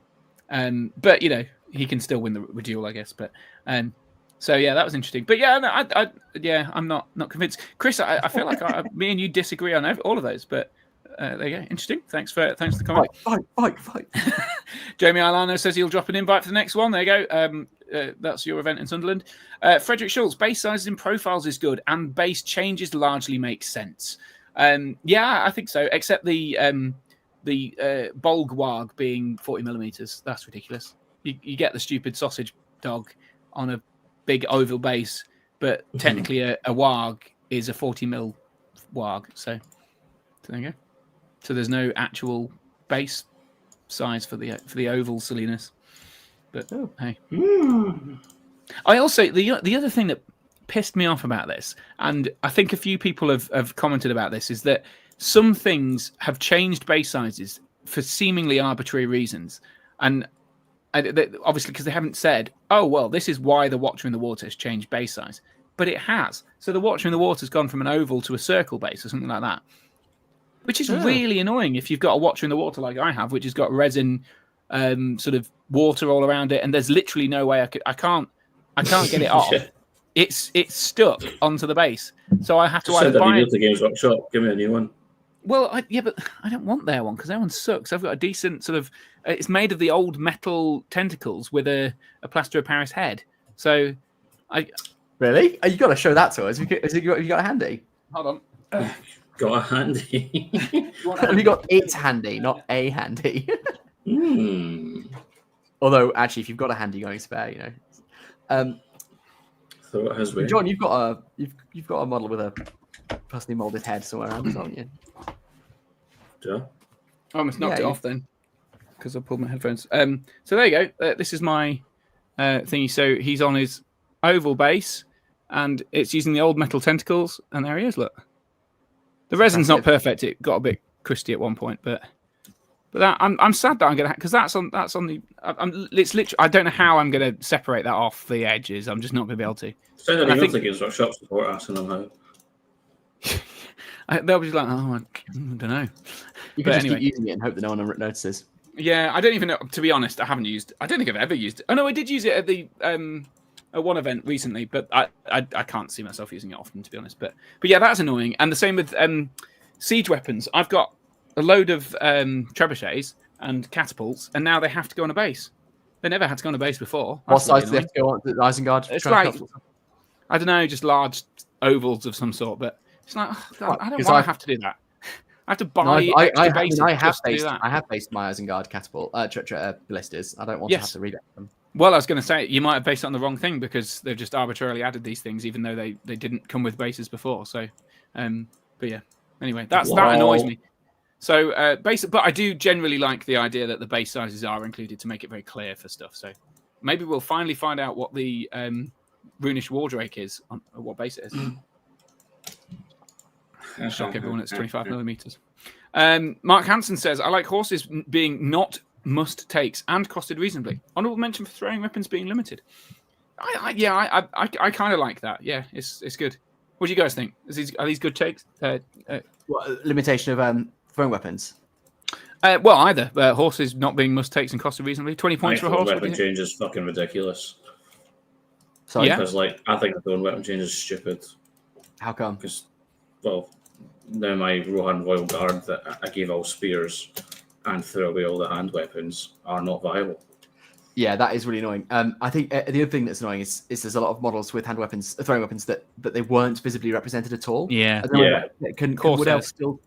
Corsairs are fucked. Can Wood Elf still take them at throwing weapons? No. Can they not? 33%, isn't it? Well, yeah, but they can, but there's not. So there's never been an actual model. How do you mark out which ones have got them and which ones haven't? Yeah, that's true. It's really annoying. I must admit, John, you're bang on the money with Rohan Royal Guard, because I think all of my Rohan Royal Guard are spears.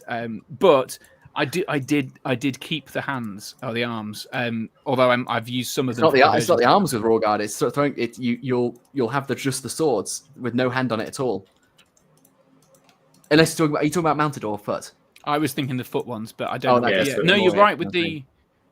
Yeah, were they hands? Is that what they were for the mounted ones? The mounted ones, the arm is just like that, a little sort of cup thing. I can't get the angle right. And you just place the weapon in it. The weapon's got no hand or I don't even remember having those. The foot ones have like separate That's right. They've got separate hands. Yeah, they definitely are. Yeah. Much better. Yeah, I mean, I think it's change the horses though. Yeah, I mean, throwing weapons being limited for me, I never particularly thought it was the end of the world when they were, maybe Corsairs, but even then, I don't think it was a massive problem. But I was about to take fucking forever when they won the title. It was a time. That is true. Yeah. That's true. But yeah, okay, I'll agree with it. I've mostly disagreed with everyone commenting for their favourite changes, which is a bit shit. But yeah, horses not being must-takes and costed reasonably. It does feel like you've got to make an actual decision now. And do I or don't I? So Leaf, for example, I mentioned him earlier. Honourable mention for him again. He can take a horse for 20 points, but he's shit, so I'm not going to do that. But I guess there might be an advantage because he can run around and use his special rule in different places. But interesting point. Frederick's been responding to our discussion about cumulative strikes. Hero B could add their strike to Hero A's strike, making it 2d3 if you manage to get 2 heroes in. So fight 3 could reach fight 9 together. That could be interesting. Yeah. Mark Hansen says, "Nah, I like it. It's fine. You can't strike up to fucking Guai here." Yeah, fair enough. Unsure exactly how a D3 strike will pan out. I will have to play more games. I liked it at first, but it does feel very punishing trying to strike into higher fight values. I think, it is when you've got one of those. Still do it. Yeah, well, that's it. You just don't bother. You're going to have to do something else, like a defense. Use your mind for a move. Yeah, exactly. Use one little guy to. I guess it's when you've got a massive disparity between one hero and the other. If you've got you're fighting your Gilgalad against a Urukai hero or something, and you think, well, how's that going to help? It's a bit feels bad, but yeah. Sounds like I need to get me a trebuchet for all these monsters. Siege weapon meta, says Ryan Coops. I mean, I do have. I said 3 trebuchets. I think I've lost a trebuchet. I don't know how I've done that. But anyway, I'm well up for getting them. But trebuchets are the only one that's gotten worse because it's a static siege engine and it's gone up in points, which is annoying. So you can't even move it anymore, which sucks balls. But yeah, maybe they'll be good. Who knows?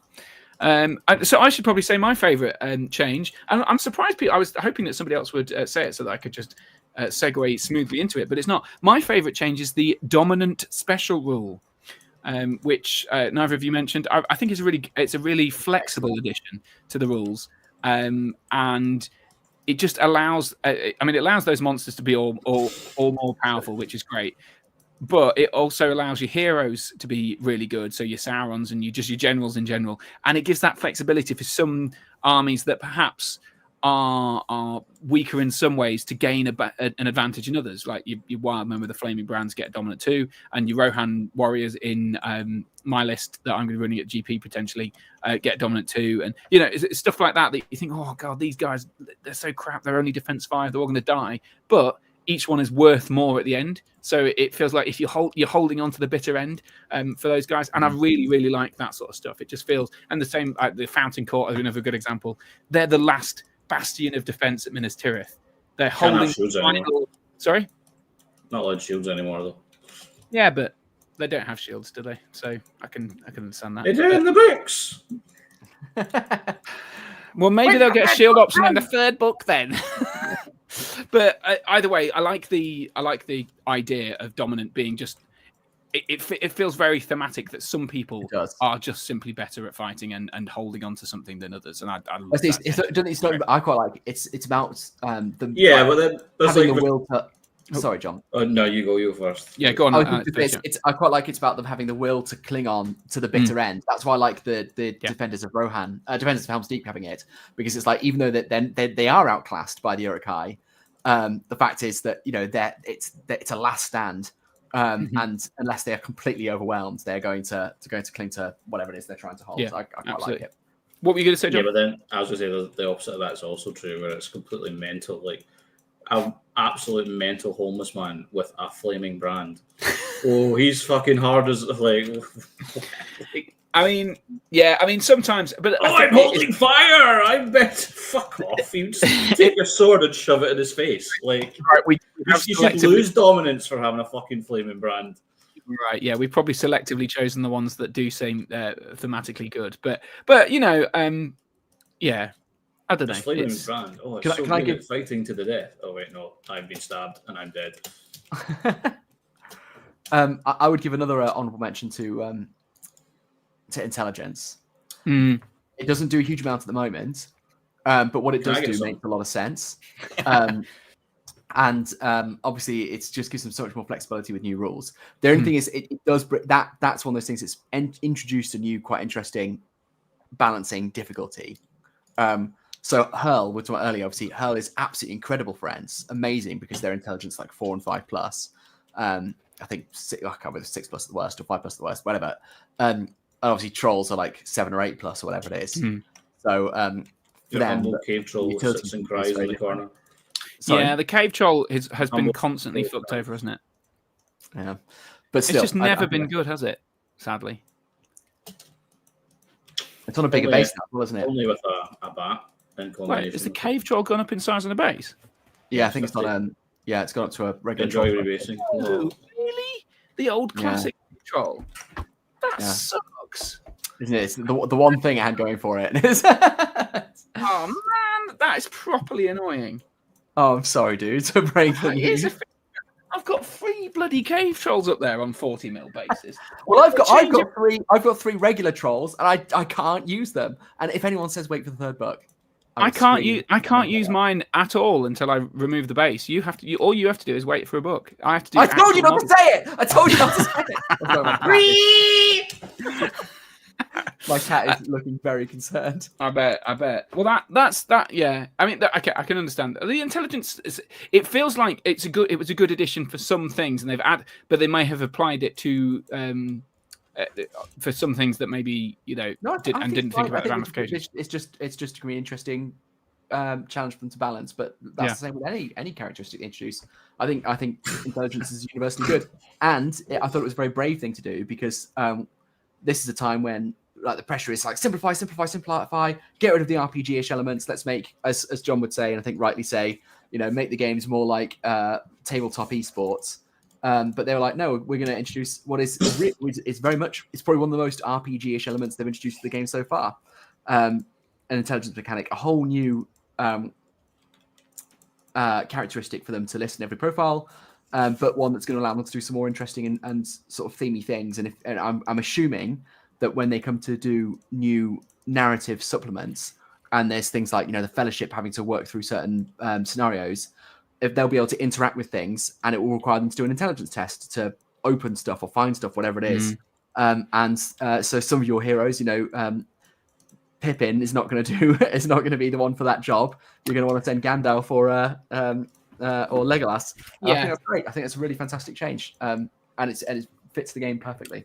I really, really hope they are going to do some thematic scenario books because Tim and I, local Tim, who ran the tournament you went to, we've been playing through the Crest of the Ring Bearer for quite some time on the podcast, and I've really enjoyed getting into the narrative scenarios. And I think once we're done with these Crest of the Ring Bearer ones, we'd want to do more scenarios. And currently, I'm glad that I prepared this. I've got this massive pile of books that is completely unusable for the scenarios, I would say, because I genuinely don't know what to do with these now because they're largely kind of defunct. I mean, I'll probably keep some of them for sort of historic reasons, but they take up an enormous amount of space on my shelf, and now I've got to replace that. Look at that! It's just a lot of books. It's a lot of heft that, and I'm There's quite. a narrative event in Scotland run by Cammy recently. I did. Yes, I saw that. It looked a really good idea, and in fact, I stole a little bit of it for my my event, which the event pack hasn't come out yet. But I'm going to use. I used some of the scenarios for some of the games. But yeah, narrative events. What was that? What was our idea to do one, Alex? Remember? We had a few. We're going to do the Pelennor, and everyone brings an army from the Pelennor, and then whatever their result is affects a big game that we have in the middle. Yeah, that's right. It's like winners and losers determine what reinforcements show up to the big game or something like that. Yeah, or like add special rules and stuff. That's right, add special rules and stuff. That's right, yeah. Sounds cool. That sounds good fun. I'd quite like to do that. Although every time I've played a big game, it can get a bit messy. It take a long time. I would use different rules. I would use more. Midgard. I heard you mention that one before. Cool. So that's our favourites. Let's just have a look at that item 1 off the checklist. That's one of the 3. 3. Yeah. That's all right. We're not far off. Mark Hansen says you shouldn't be able to strike up into Glorfindel or the Balrog. This foe is beyond any view unless you spend a point of mind. It says very good. Only an hour plus late. I hope I've not missed too much positivity. Very good. Make the high spite home. Wow, 1 cat. A 6 should always be a 6.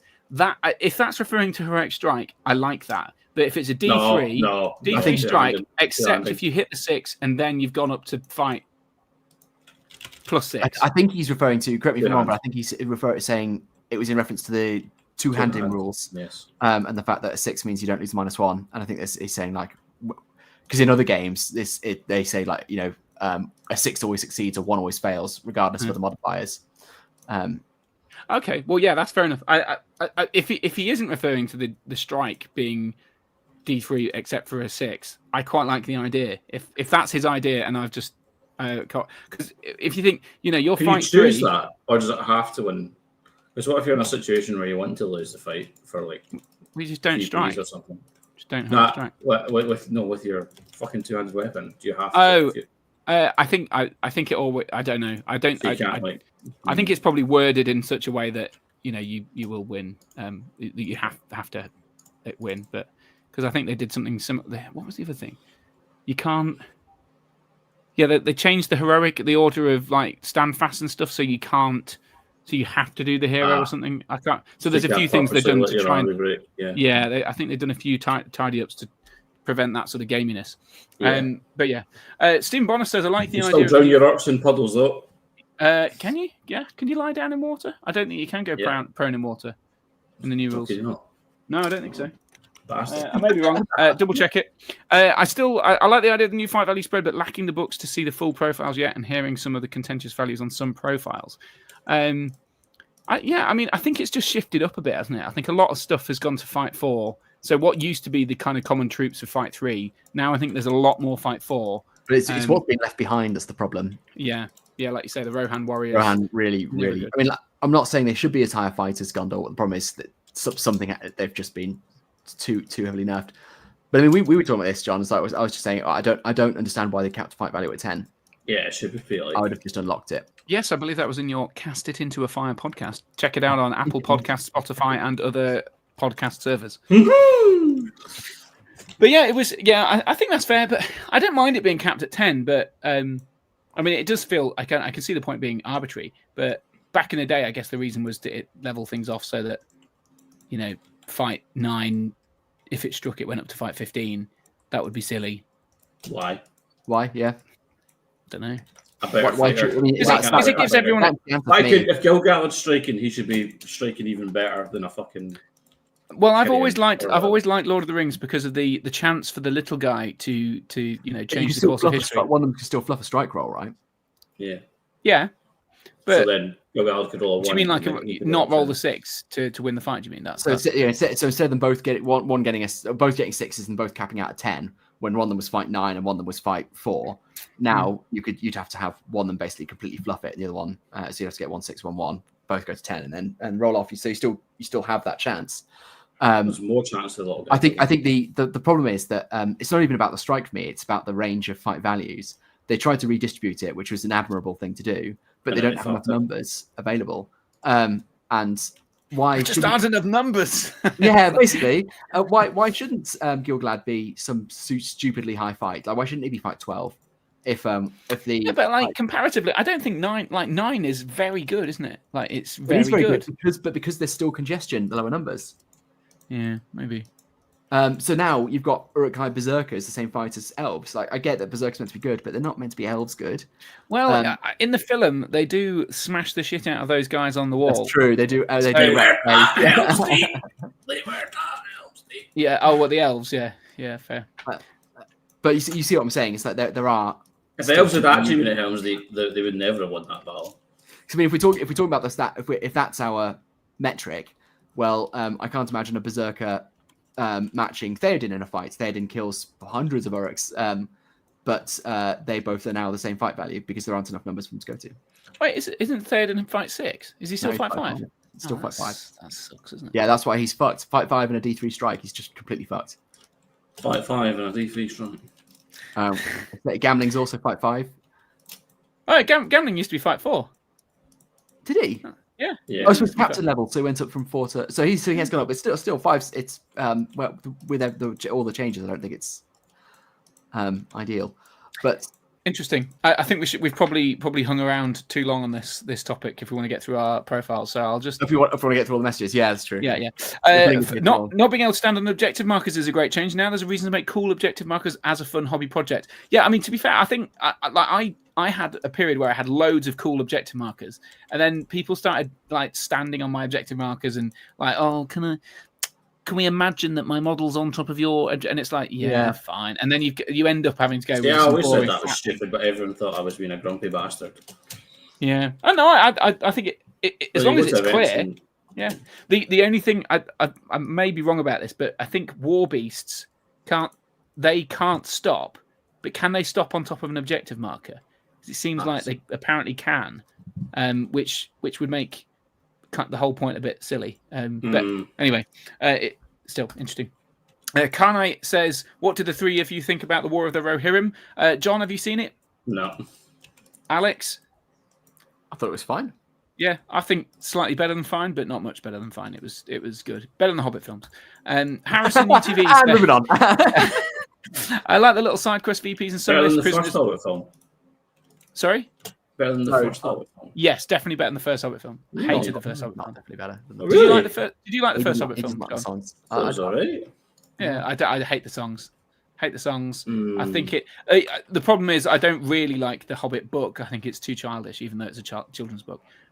But yeah, I could go on and on about this, but I won't. Really Harrison says, I like the little side quest VPs in some lists. Prisoners for Goblin Town, trinkets with Shannon Rock, for example. I think there's other good ones with like the Rangers of Thillion with Frodo and Sam and stuff like that. I like those little side quests. I feel like there could be more. I think there are too few of them, but still, I like it. Should you wait for the third book, maybe? I wonder. Yeah, but I don't. That's a reasonable point, and I will wait for the third book. But I feel like the thematic side quests should go with the big, fun top heroes, not Amder, for example. But I didn't actually mean. I said it because I felt that's what. Yeah, that's true. Yeah. Mark Hansen says, I love the Green Dragon podcast, but they can be some really smug downers.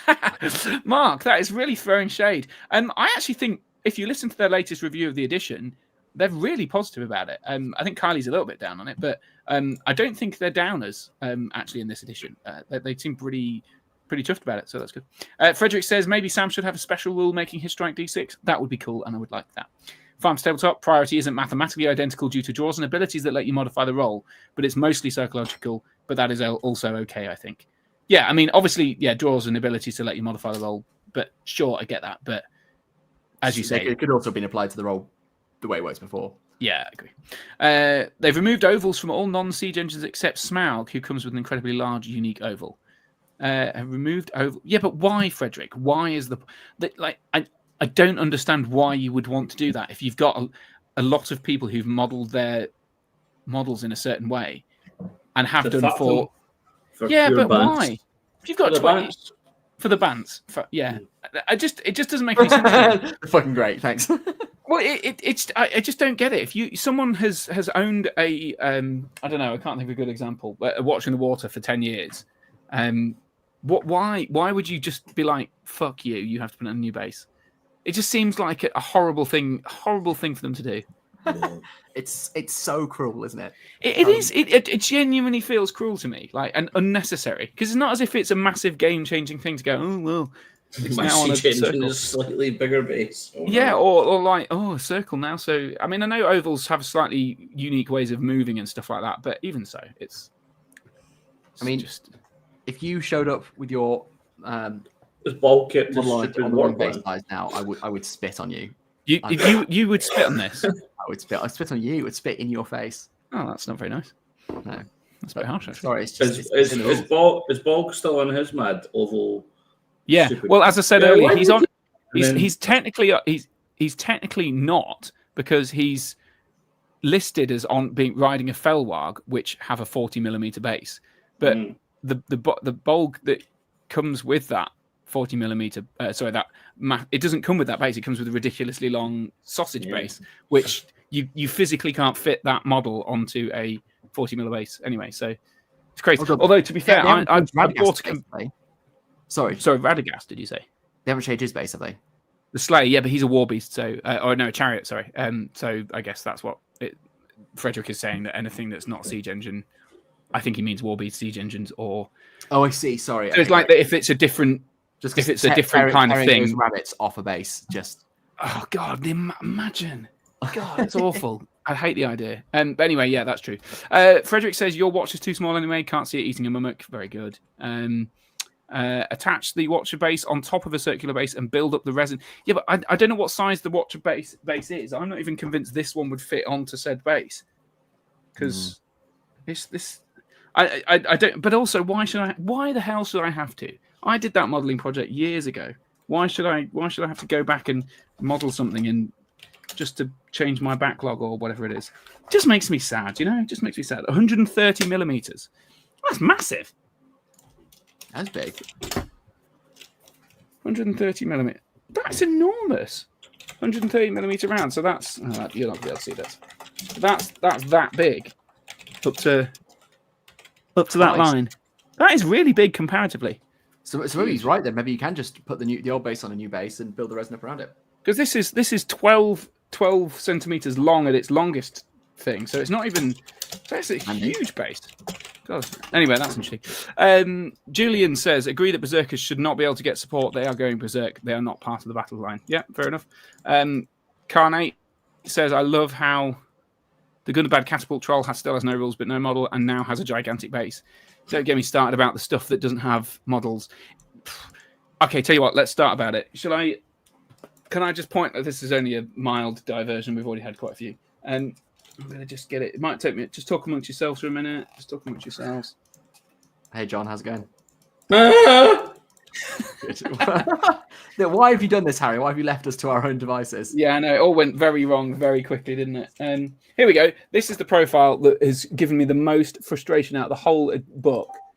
The Captain of Numenor. Do you see what it's? You see what that image in the top corner is? It's a fucking conversion.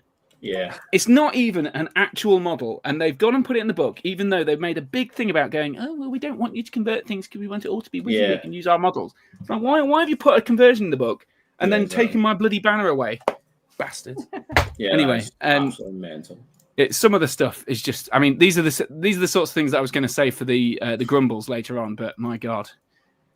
You can't stop me here. You can't stop me, guys. All right, okay.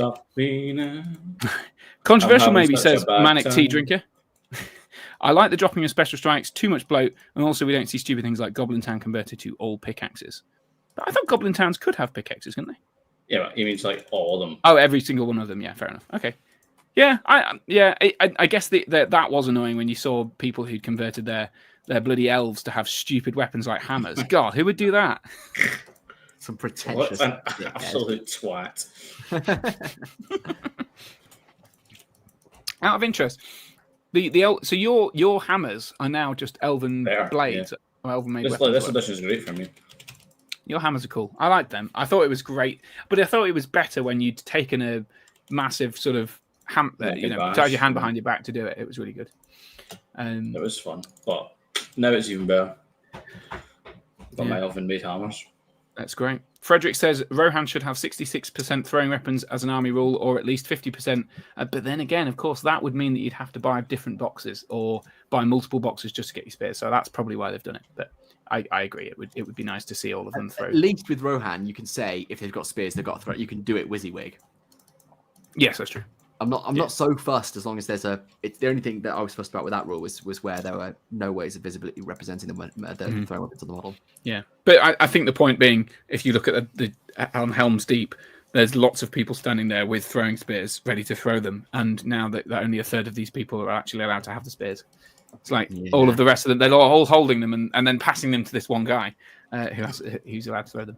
Well, out of the models, how many actually have throwing spears? Exactly a third of the new kit. Yeah. Yeah. Core says we're fucking egregious to play against. Says Mark Hansen. Yes, I agree. I don't think anyone would dispute that actually.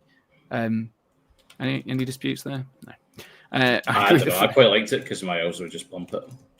Well, you see, I remember playing against it. It was when they did horrible things to that one Corsair that had just charged your big mega hero. So I'd get Aragorn charge into, these piddly little buggers in front, and then I'd be lining up for the heroic combat to get to Dalamir or whatever, and they'd just kill that guy, that defensory guy with throwing weapons, and they just had as many throwing weapons as they needed to do it, and anything that didn't kill that guy took your horse out and killed the guy on top, and it was like, this is just horrible, because anything that means that you can't respond to is just awful. It's not very that's fair. Farms Tabletop says throwing weapon limits a pain, and I don't think they were game breaking anyway. Yeah, thanks for agreeing with me.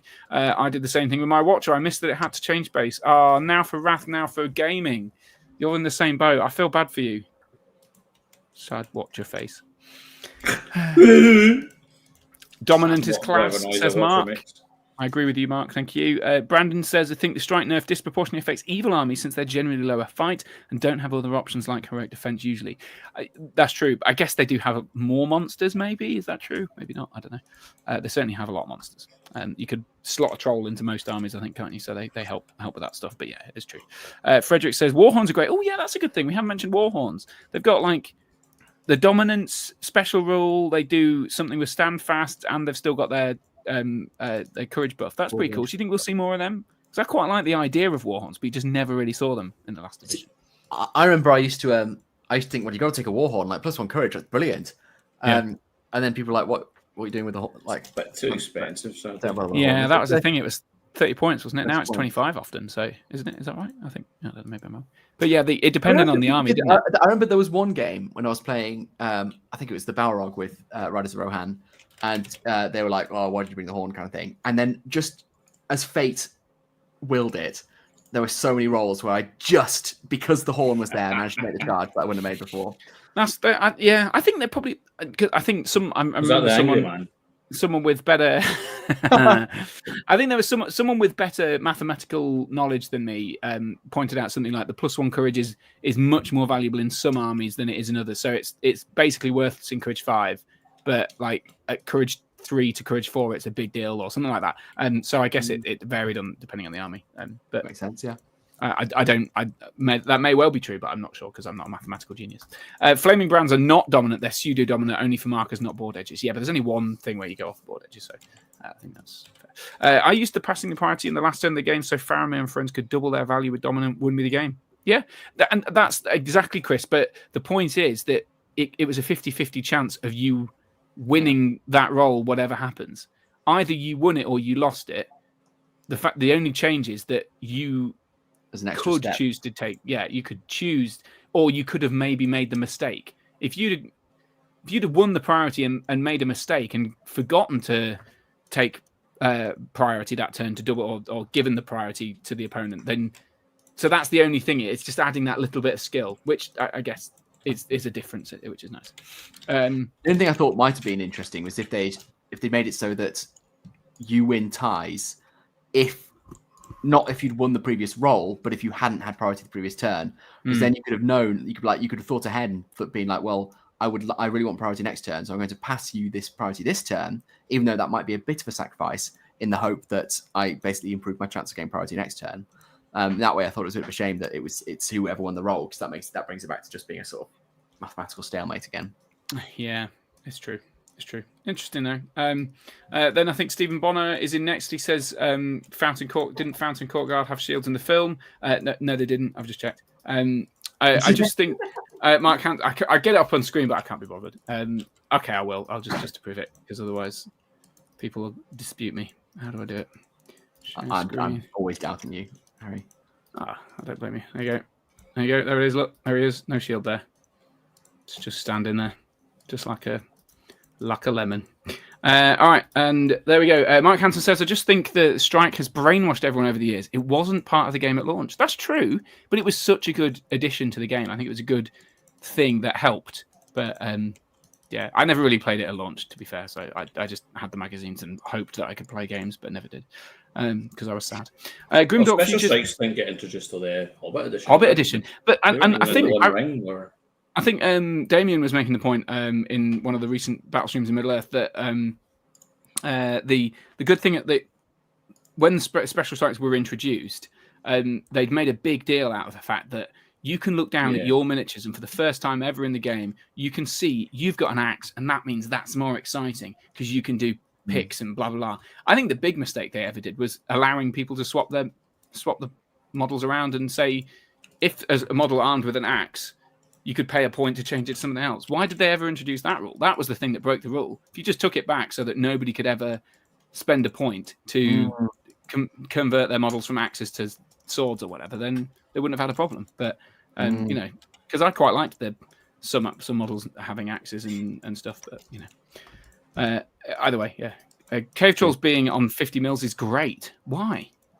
Why is it great? That's rubbish. It's worse. Cave Troll was amazing in the Fellowship of the Ring edition. Yes, that is probably true, Stephen.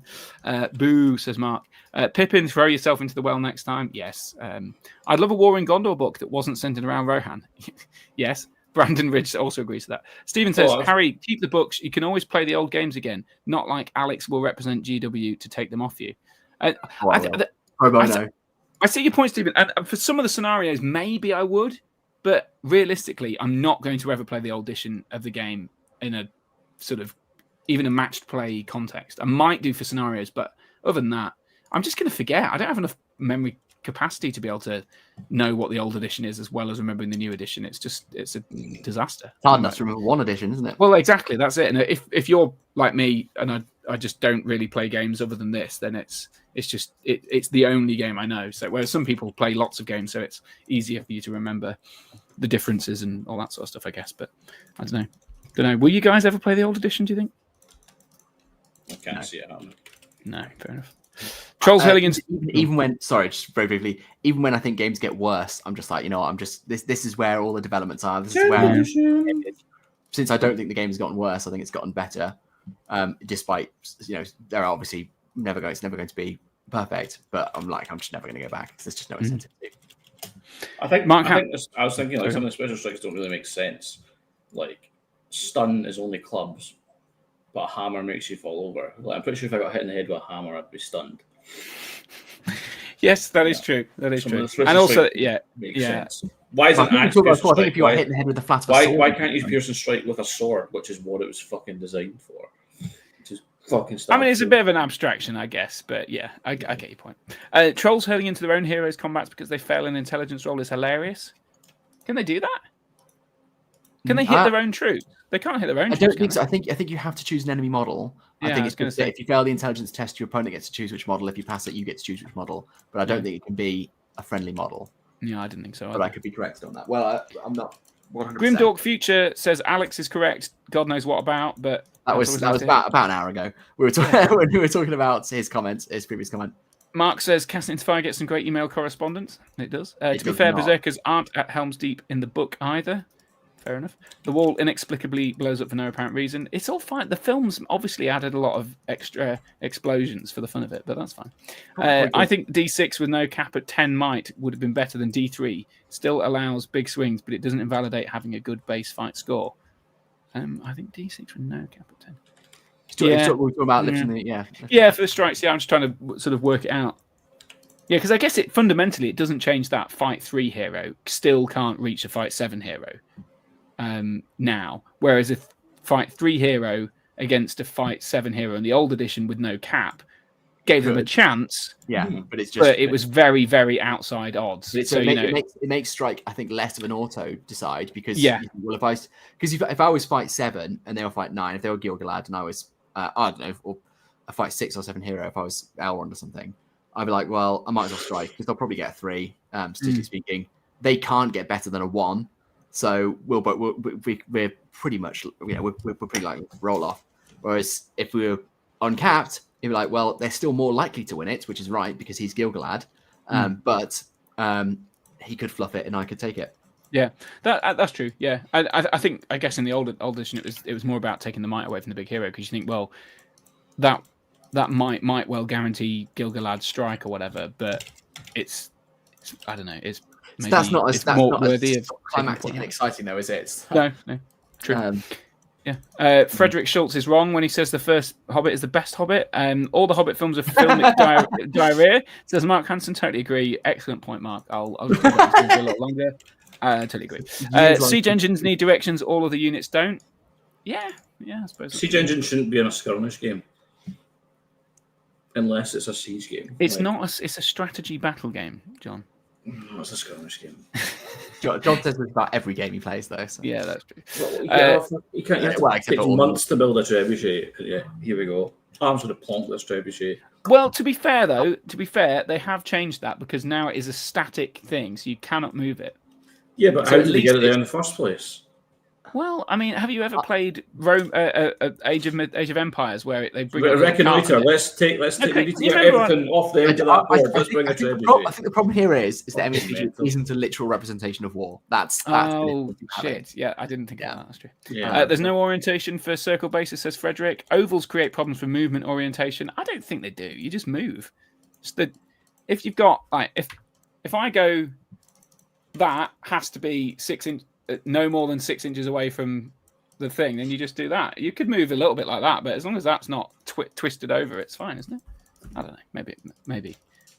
Warbeasts need orientation. Watcher is 130 mil base. Yes. Quit your whining, Harry. 130 mil. That's massive. That's what she said. Very good. Thank you, Stephen. Gunnerbag Capital Trolls 160 mil base. That's like that. It's massive. I can't. It's my light. That's fucking massive. Here's a dinner plate. It's ridiculous. That 160 mil. What's that? That's that much. That's stupid. That's literally that big. Whoa, that's bigger than my head. What else we got? Not Nathan T. Oh, welcome, Not Nathan T. Evening, been playing Ents. Love monsters. Just caught the end off. Speaking off them.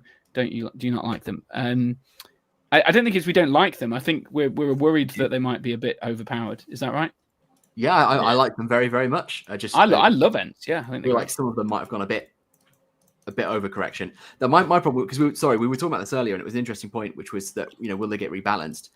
My problem is I don't know what tools are available to GW to do that now. They can't just increase the point because. Sorry. Harder to pass hurl, maybe. Maybe a -1 to a hurl intelligence test or something. I don't know. That's a bit of a naff. It is a bit naff because it's like, oh, they're clever, but no, they're not because it's a bit inconvenient. I hate that. I mean, in general, maybe tweak the points, but then tweaking the points. But the point is they would set those points to make them round in order to fit in common points values. It is hard. I think it is hard to this one of the situations where, and I know this is an unpopular opinion, but we've talked about this before. We talked about it on our podcast, Cast It Into the Fire, a wargaming podcast, which is that I think they should leave it. I think they've made their bed, and unfortunately we've all got to sleep in it. The only thing they could do is introduce units to other games in the third book, but presumably it's already been written, that would try and counter that. Would be good counters. I think doing anything messing with the armies they've already written down, I can't stand it. I hate it. Yeah, I agree. Yeah, and the problem is this book, if it's anything like the last one, will probably last 5-6 years. So we're stuck with it for a while. I think I can see something happening to change some things, but who knows? I can't think of a good solution. I'd accept something where it does. So one things I was thinking, and I would still welcome something like this. In fact, I think it's what they should anyway. Is the upgrades to Ents, like the oak, birch, ash, or whatever it is, should have cost points. Because then you can still fit your Ents into a round number. Because if you want to take 7 Ents and Treebeard in a 800-point game, you can do that without taking the upgrades. But if you've got points left over, you can take the upgrades. So you've still got ways of getting into different point levels, and that would of course be a points. That would be a points based nerf. Although it wouldn't help you with the heroes, I accept. It's tricky. It is tricky. Yeah. All right. Well, I know there's loads more comments in here. We should probably have a quick rush through some of our favourite profiles. Are there any particular heroes that you guys like that have changed from the previous edition, which now feel like the opposite can be well worth playing? Like ones that are absolute dog trash now. Okay, you can do the negative one if you prefer. I was going to say Gothmog is just pants. Really? That's a shame. I quite like Gothmog in the edition. Yeah, he's great in the old edition. I mean, the new edition is absolute wank. Yeah, I guess they took the attack away because he was never like particularly good at fighting, was he, in the films and stuff? But yeah, I can see. We've never taken that, I wouldn't think. Gil-galad was jam. Is he? What's Gil-galad jam? He's fight 9. He's awesome. What's bad about Gil-galad? No horse. So what? Hammerhand doesn't have a horse. Well, he doesn't need. I mean, the what's the race for the Homburg version. We'll see when the edition. I thought Gil-galad's really like. I mean, I don't think they've actually changed anything of his profile, but because of the changes to everything else, like strikes and stuff like that, he's really good. The Elven, the +1 to wound, strength 4. I'd rather take Elrond like every time. Is Elrond really good now, though? That's the thing. Yeah, Elrond is pretty good. Yeah, I suppose that's true. It's good because he's got a lovely model, and Gil-galad has got one of the worst models in the game. That is true. It is awful, that model. Little potato head. That's one of the oldest as well, isn't it? Yeah. I really like the changes to Arwen. I feel like I love Arwen riding on a horse with Frodo, and that is awesome. In that list. Really cool. And it's one of the lists I'm going to take to an event in March, I think, where I'm going to 500 points. I'm going to just take the whole of the Road to Rivendell, which I've always liked. I've always had a bit of a soft spot for that list, and it just feels like being able to use Arwen with Frodo there as well is really cool. Even though it's a bit silly because to get 500 points you have to have Bill, the guy with the lantern, and Barlam and Butterbear, but still. I think that's awesome. I can't wait for that. So that's one of my favourite changes. Is just, I guess it was probably something I could have used for the changes to the rules, which was, the ability to take passengers where relevant is great because Pippin being on top of Gandalf, with Gandalf, Gimli with Legolas, and Merry and Eowyn, of course, already. But yeah, I just think that's a great idea, and I'm glad they've done it. Yeah. I mean, I think my favourite profile glow up, to be honest, is Berserkers. I've got a lot of Berserkers. I'm taking Berserkers at the GP. They're amazing. Birchseed is really fantastic, really fucking good. Like I first saw him was like an Ent with 1 might. That's pathetic. And he's fight 7, so that's a bit pathetic. And he's just generally not the fightiest. But just having an Ent list where you get a free heroic move every time you lose priority, it's freaking nuts. And it made. I think I'd have lost our game, Harry, if it wasn't for that heroic move. Yeah, that's true. Definitely would. Yeah. Fuck you. It's true. To be fair, like I think that is the one chink in the armor for that list, though, because I think he's the only one that's got 1 fate now. Is that right? Or no? He's got 3 fate. Beachbone has got no fate. He's got 4 wounds and no fate. No fate. All right, okay. 4 wounds, no fate. But yeah, the one with 3 fate, him being the lower fight, and it's like they're all just as. It feels like they're all just as plausible to kill, even though they're actually not. So, I really like the Ent list. It's really cool. It's very strong, but yeah, cool. John, did you have any positive? This was the best one's Gandalf. The Gandalf the White, do you mean? Yeah. Aragorn's pretty good as well now. Thranduil for combat, very nice. Thranduil's got a heroic combat. Yeah. You know what? He loses a circlet, sadly, but. Yeah, I guess that's. I was going to say, see, when the first edition, like when the edition first dropped, I would have said Celeborn, Right. Because I was looking at the profile and I hadn't noticed he'd taken away his armor and his attacks, and I was like, "Oh my god, he's so fucking good now." But now he's just pajama Celeborn. Yeah. Yeah. But he's not legacied, so they're likely to in the third book. In the third book, get the armored one back. Yeah, but will he still have all the cool magical abilities? And I suspect not. I suspect he'd probably have one or the other, unless he's going to actually made him like so cool. Like he might. That's a weird thing, is it? Though, why again? That's another one of those ones where Celeborn is a completely different hero in two different contexts. Like, I'm not saying. Just to clear, Alex, you're criticizing something that we don't know is true yet. He might have all the magic abilities, and I caveat my criticism by saying that would be would be crap rather than. But to be fair, he could be like an Elrond, but just the Lothlorien. He could, have all the same stuff with the magical powers and all that stuff, and the 3 attacks. Amazing. But not horse, obviously. But like that would be really cool. So. Yeah, we'll see. Why should he have a horse? That'd be ridiculous. Why should he have a horse? You never see him on a horse, do you? Anyway, so there you go. I mean, I know there's. Sorry, go on. No, carry on. I was going to say, if you don't see it, it doesn't exist. That's basically the rules my dog operates on. That's the kind of emotional level they expect of us. That is true. I'm going to in my Discord, Alex. I'm going to quickly bash through because we're not going to hang around forever because I know you guys need to get off and I've got a baby, so I need to go to sleep at some point. So, but let's just quickly. So Nathan says, Captain Gimp, when's the next Cast It Into the Fire? It was out literally as we started this stream, so you should have it in your podcast bin at the moment. Mark Hansen has a lot of banners that don't exist anymore. Yeah, that is annoying, isn't it? Because I put a lot of effort converting my Numenor banner, and I was really happy with it because I did a lot of freehand on it as well. Is this a wait for the third book thing, or is this a no? This is a wait until they make a model for it kind of thing. Wait a long ass time. Well, I mean, this is why it really gets me. The Captain of Numenor has a profile, no model. Banner, no model. Fuck that. Can't have that. Bastards. Anyway, the bastards. Rohan is the only army with a spear support limit. Interesting point. I hadn't thought of that, but yeah, that's true. Rohan having a limited number of spears feels bad. Foot Rohan already sort of sucks, but having a third spear is awful. They gain some other bonuses like Dominant too, but yeah, I see your point. Warhorn benefits are the same as banners. The more models it can affect, the better.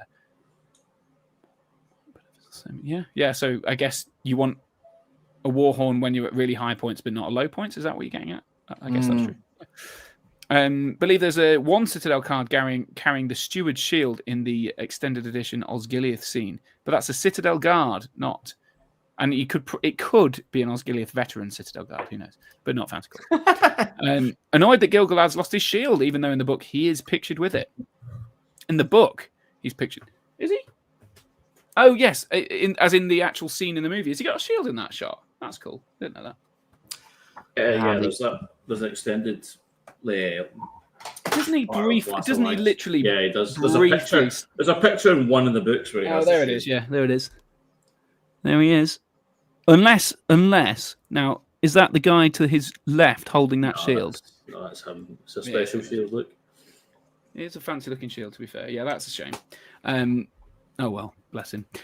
Chris is right about priority. It is, however, negligible unless you have special related rules. Boo is the cat. Very good. There is so little change. You can use older scenarios with new additions. Yeah, that is true. But I just as with some stuff, it doesn't. It's never quite the same because you think, well, we've got these intelligence characteristics that would work really well for that, and the other, and so on. So a combat. Read my comment before you flame me. Evil can target enemy combatants in combat with your own units. So yes, your troll will now hurl into Gothmog's combat with my warrior. Oh, yeah, he's not wrong. He's not wrong.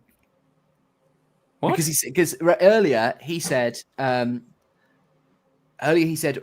I like the fact that stupid trolls you can get them to hurl into their own model, their own combat." He said, and we said, "Oh no, you can't do that because you can't choose one of your own models." He's saying, "We didn't read his comment properly," which is true because we didn't say he'd hurl at one of your own models. You hurl at an enemy model, but in a combat with your own model. So you could if I wanted to hurl someone, and I failed my intelligence check, and I was playing you could then decide to hurl into a combat rather than a model, a model not in combat. Although, does the whole combat get hit anymore? I don't think it does it? No, it's just this individual model, isn't it? Okay, yeah, I see what you're saying. Hobbit films are cinematic equivalent of Homer Simpson makeup shotgun. Totally agree. The Middle Earth skirmish game, MESG, very good. I'd only just mastered how to use the Iron Hill chariot in the last edition. Now I have to relearn. I mean, frankly, I just think the chariot, it's pretty crap. The Matthew Smith, do you think chariots? I haven't really looked into the hero chariot, but the basic chariot seems pretty naff to me. Really? Why is that? Well, you only get, I think the only thing you get for 150 points or something stupid like that is essentially 2 strength 6 hits, which, is fine.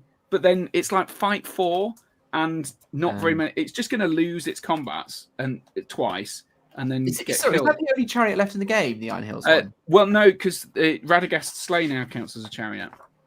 So that's those are the two. Those two, yeah, they've dedicated 2 whole pages of rules just for those 2 models. But yeah, so the Iron Hills chariot is defense 8, so it's pretty tough to kill, but it's fight 4 with 2 attacks.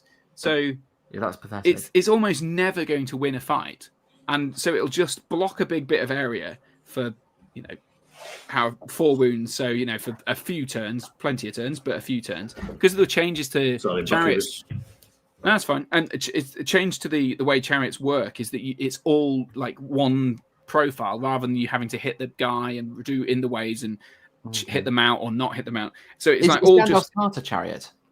No, I think it's just a mount. It might be, but no, because I don't think so because it's a small. Do they do impact hits still? Yeah, so they do 3 strength 6 impact hits, and they've got a rapid one. They'll go on to the next one. Yeah. So you can still do some damage, but the problem is once you've done that one charge and 3 strength hits, 6 hits is a bit iffy, and it's not as reliable as you'd like against some things. You put hero in the way, and it's simple captain in the way, yeah, and then that's it. And then once you've done that, you're fighting with a fight 4 massive base that's going to be surrounded by stuff very quickly, and then you've lost 170 points in one go. I don't think it's very good, but I haven't looked at the hero chariot and why that would change it, to be honest. So because it'll. To be honest, I'm not that bothered by it. I'll do the Thorin's Company, which I'm excited by, to be fair. I do like them. The Iron Hills chariot is unfortunately still expensive trash. That's not counting yet. Gothmog is a general, not a fighter. Gilgalad is crap, unfortunately. I disagree that Gilgalad's crap, but fair enough. Gothmog is a general. I see your point. Gothmog used to be a general and a fighter, and now he's just a general. It didn't really make any sense for him to be a fighter, to be honest. No, but if I don't know whether he's got many a points drop or not, but still. I'm turned for Legolas. Legolas is good now. I like Legolas. I think we touched on him right at the start with his.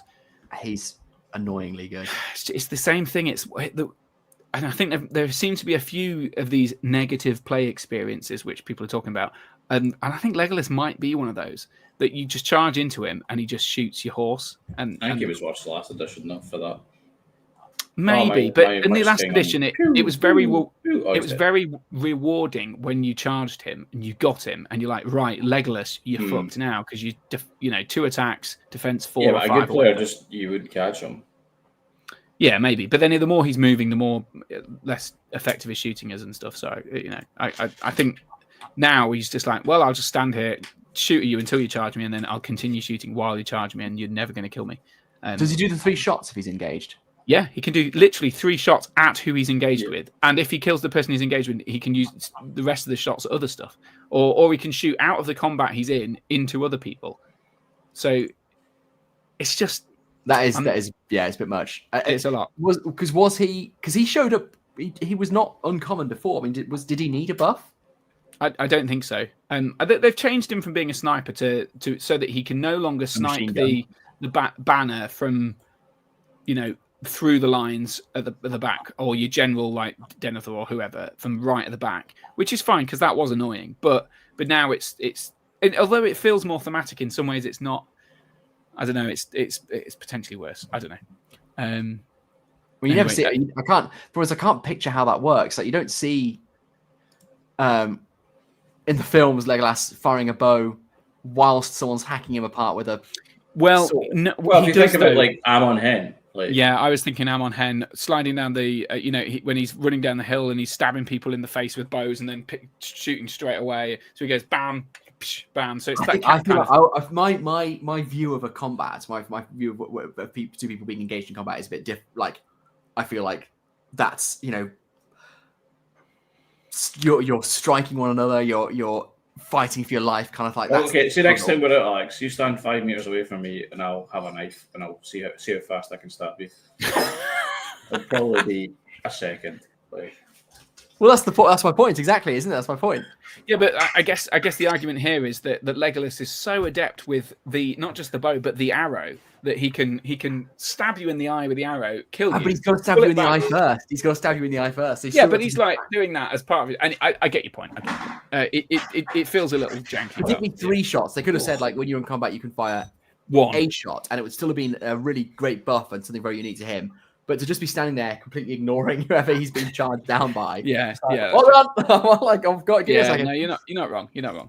Let's carry on. No, not Nathan T says, Harry, Mrs. just said, how come he doesn't look tired? Our son was 3 months today, and we're tired. Yes, I am tired. I am tired, but I'm just plowing through. I think you were late, Nathan. You missed the opening skit, which you may enjoy. It's just a shame that you can't use all the characters the hobbits met on the road to Rivendell, said old school Chris C. E.g. Gildor. Yes, exactly. Bring back Gildor, the 3rd book. Oh no, he's Legacy, isn't he? He's going to Legends. He's off. Fucking awful. Outrageous. I'm so excited to play my Gandalf cart, says Mark Hansen. To be fair, the Gandalf cart was cool in the old edition, but it's got some really cool stuff now. But I can't remember, is it only in the Hobbit list? Is that right? It's only in that weird Hobbit all-hero list, which you can use it. So, yeah. Are they doing a Legacies book rather than PDF download like every other system? Single list? Sorry? They've limited Gandalf cart to a weird all-hero Hobbit list. I think it's only in the Shire list, which at the moment is just hero hobbits, basically. That's a shame. But I'm assuming that when we get the 3rd book, they get all of the militia. Are they doing a Legacies book rather than PDF download? No, they're doing a Legends book. So there's the 3rd book we keep mentioning is the joke is the 3rd book is going to be all the book, sort of the Tolkien books, heroes and characters that aren't in the films and the featured in, and all the GW inventions that haven't been legacied. And then they're going to do a legacy PDF, which is all the stuff that is going to be sort of put on the bonfire, ready to burn, and the next edition. Modus operandi should be heroic in an event somewhere. Sorry, Alex. In joke there. You can hurl as good into combat as well. It doesn't hit the combat, just the model. Yeah, that's true. Cast it into the fire tomorrow, then on the way to work. Very good, Nathan. Gandalf cart is a chariot, isn't it? I don't know. Maybe it is. I don't think it is. I think it's circular. I'm on Hen. I think D&D engagement rages. Yeah. Stephen Bonnart, still unsure. 3 books plus legacy PDF. 3rd book is book invented stuff and cool. There we go. And that is that. We've got through all the comments. I think we kind of covered a lot of stuff. We covered a lot of ground. We complained about Gribblies. We complained about the book. I mean, there's not much left to say other than I guess there's quite a lot of, we haven't even shown any pictures of miniatures at all, but it has been pretty much all about the review of the edition, hasn't it, I guess. But generally, I mean, I think you said you were most excited about the Rohan models itself. I'm sad to hear that you're not excited by the film stuff, Alex. I'm just intrigued because obviously you didn't enjoy the film that much. It was fine. I'm the same boat as you. It was a perfectly serviceable way to spend an evening. It's not even about how much I enjoyed the film, and I must admit, I wasn't blown away by it. No, neither was I. It's the fact that there's just been I really wanted this to be a bit of a breath of fresh air, and for there to be some real hype around it.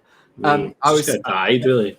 Yeah, and it's just gone. It's made literally no impact on the cultural kind of crater. Yeah, this was a cultural asteroid that burned up in the atmosphere, and if blink and you miss it kind of thing.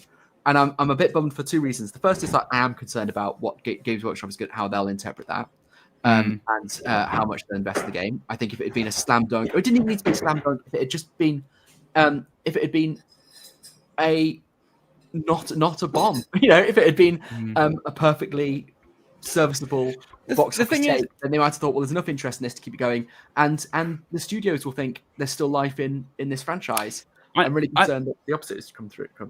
Yeah, I get the point. I think the only thing it's worth pointing out is that the cinema landscape is dramatically different than it was 20 years ago and even 10 years ago when the Hobbit films came out. That people just don't go to the cinema as much as they used to. Like, it's just like they're talking about this a lot with the Oscar season at the moment. That there's all these films that are considered really high art and really doing really well, but none of them have made any kind of impact in the cultural sphere as well, and that's just because most films now live on Netflix or Amazon or whatever it is. It's more of a slow burn. So I'm not saying that this will happen, but it's that I think the proof will be in the pudding when over the next sort of year or so, when it's been released on digital platforms and all that sort of stuff, as to whether it's actually made an impact. Because it could do well. It could do well on an animated thing. People probably don't want to go to cinema to see it, especially if it's. But then it might be a sort of thing that people enjoy, and that might help it in the long run. Whether it's I hope so. What they wanted or not, I don't know. I don't know. I think some damage has definitely been done. 100%. It was disappointing by any metric. Yeah. And its reception was lukewarm. No one hated it, but I don't think anyone really loved it. No. And I think it's such a shame because there's so much life left in. I loved the idea. The thing I really liked about it is that, and the reason I had very high hopes is that it wasn't the start of a big 3-film series. It wasn't a really huge. They weren't trying to reinvent the Lord of the Rings. I suppose actually that's exactly what they tried to do by just doing a Siege of Helm's Deep again. But in theory, it was just a self-contained little story, and I thought that'd be a really cool thing to do. Every couple of years, you get a different story from the Lord of the Rings universe. It doesn't have to be a big one. It can just be another tale, and if there's appetite for it, then that will start to really. They keep putting fucking idiots in charge, so. Okay, I'm just hoping. I'm really hoping that the game sold well, and I really hope that more stuff comes out because, like I said, I'm not massively interested in. I love the heroes. I really love the heroes, and ironically, I love the heroes, and I love the Warriors of Rohan. But the idea of doing, I don't know if anyone's different, but the idea of doing a Besiegers of the Hornburg list, I just don't think there's enough options in it. Maybe that will change. They've got the cool snow troll and stuff. That's quite fun. Yeah, they've got the little trio, and then they've got but then Warriors, and that's it, isn't it? Exactly, Wolftarg and then Warriors. But once you like, I know what you're saying, but like once you've got Wolftarg and Shranken Rot or whatever they're called, you've got like 300, 400 points of heroes. So then you just fill out a wild man. It's the same list over and over again. Yeah, but that's fine at 600 points. That's the list. That's fine. That's what bums me out. Is I wouldn't. But then if you don't like that kind of list, just play the Pelennor Fields where you've got loads of different options at different levels. That's exactly what I'm saying. Is that's why I'm not so interested in doing the War of the Rohirrim stuff is because it feeds. I suppose the nice thing, the just to switch lanes halfway through a sentence, is that I saw people saying they should have given the Wild Men skull helmets, and I'm quite glad they didn't because I'm like, well, I'll do the Wild Men for my Isengard, which I really do want to do because they're such beautiful models. They look like a right blast to paint, and I really want Wild Men in my Army of the White Hand. So I'll do that, and then I guess once I've done that, I'll be like, you know what, I might as well just paint a couple of heroes because then I have another army to play every now and again. Yeah, so maybe it will work out like that. And I don't know what the sort of answer is in terms of the the kind of cultural impact that the film has had, but I think for us, it's always worth. I think I said this ages ago when they announced the film, and the worst thing that could possibly happen was we just get some new stuff, which is fine. And obviously Games Workshop might interpret it one way or the other, and we have no control over that anyway. But ultimately, they were probably going to do a new edition at some point, and this might have accelerated things. It might have been roughly when they were going to do it anyway. But at the very least, we've got now a sort of different part of the world that I don't think they were ever going to expand into, that now has loads of extra stuff for the game. So there's much more variety. There's for instance, they might have done a Helm Hammerhand era thing, but it probably wouldn't have had, they did all. Well, they did Helm Hammerhand him specifically. That's it. But they didn't do a whole thing with all of the characters involved in that, with the Frecker and the Wolf and and his kids and his all that sort of stuff. So at least now they've fleshed it out way more than they probably would have done if they hadn't done it. And the other, like you said, we've just had the Rise of Angmar book before that, which was all GW invented stuff. At least this has a kind of, this is all from that film that you might or might not have seen. So there's some value in it compared to releasing a load of Khan Dum warriors, which frankly no one cares about except me because I just thought they were really nice models. So I think they're beautiful. They're lovely models. Yeah, but there's nothing else to latch onto. At least this has something to latch onto, which that's really true. It's I think it's a bonus. And it's I tell you what, I know this is so stupid, but I'm like, actually, it's very true because I can just, I can paint the princes, and mounted helm when he comes because he is going to be there sooner or later, and Hera, and if I don't use them very often, that's fine because I'll just drop them into my existing Rohan roster every now and again and take a list with helm and the kids. But the problem is, I'm petulantly and almost clinically obsessed with the fact that we don't have new riders of Rohan yet, and it ruins it. I'm just like, I'm not going to paint my old riders are broken, they're knackered. This would be the time that I'm going to paint up a new batch of riders of Rohan, but I'm just not going to do it. I totally agree with that. If it just feels like a swing and a miss if they don't, because I'm looking at it now because I'm having the same issue because I've got my Defenders of the Hornburg list, which has got all these brand new beautiful Rohan warriors on foot. And then I'm getting to the points level, as I mentioned earlier. I've got Helm, I've got Hera, and I've got Leaf. And that's the only option. Because I've run out of warband slots, I have to have riders in it.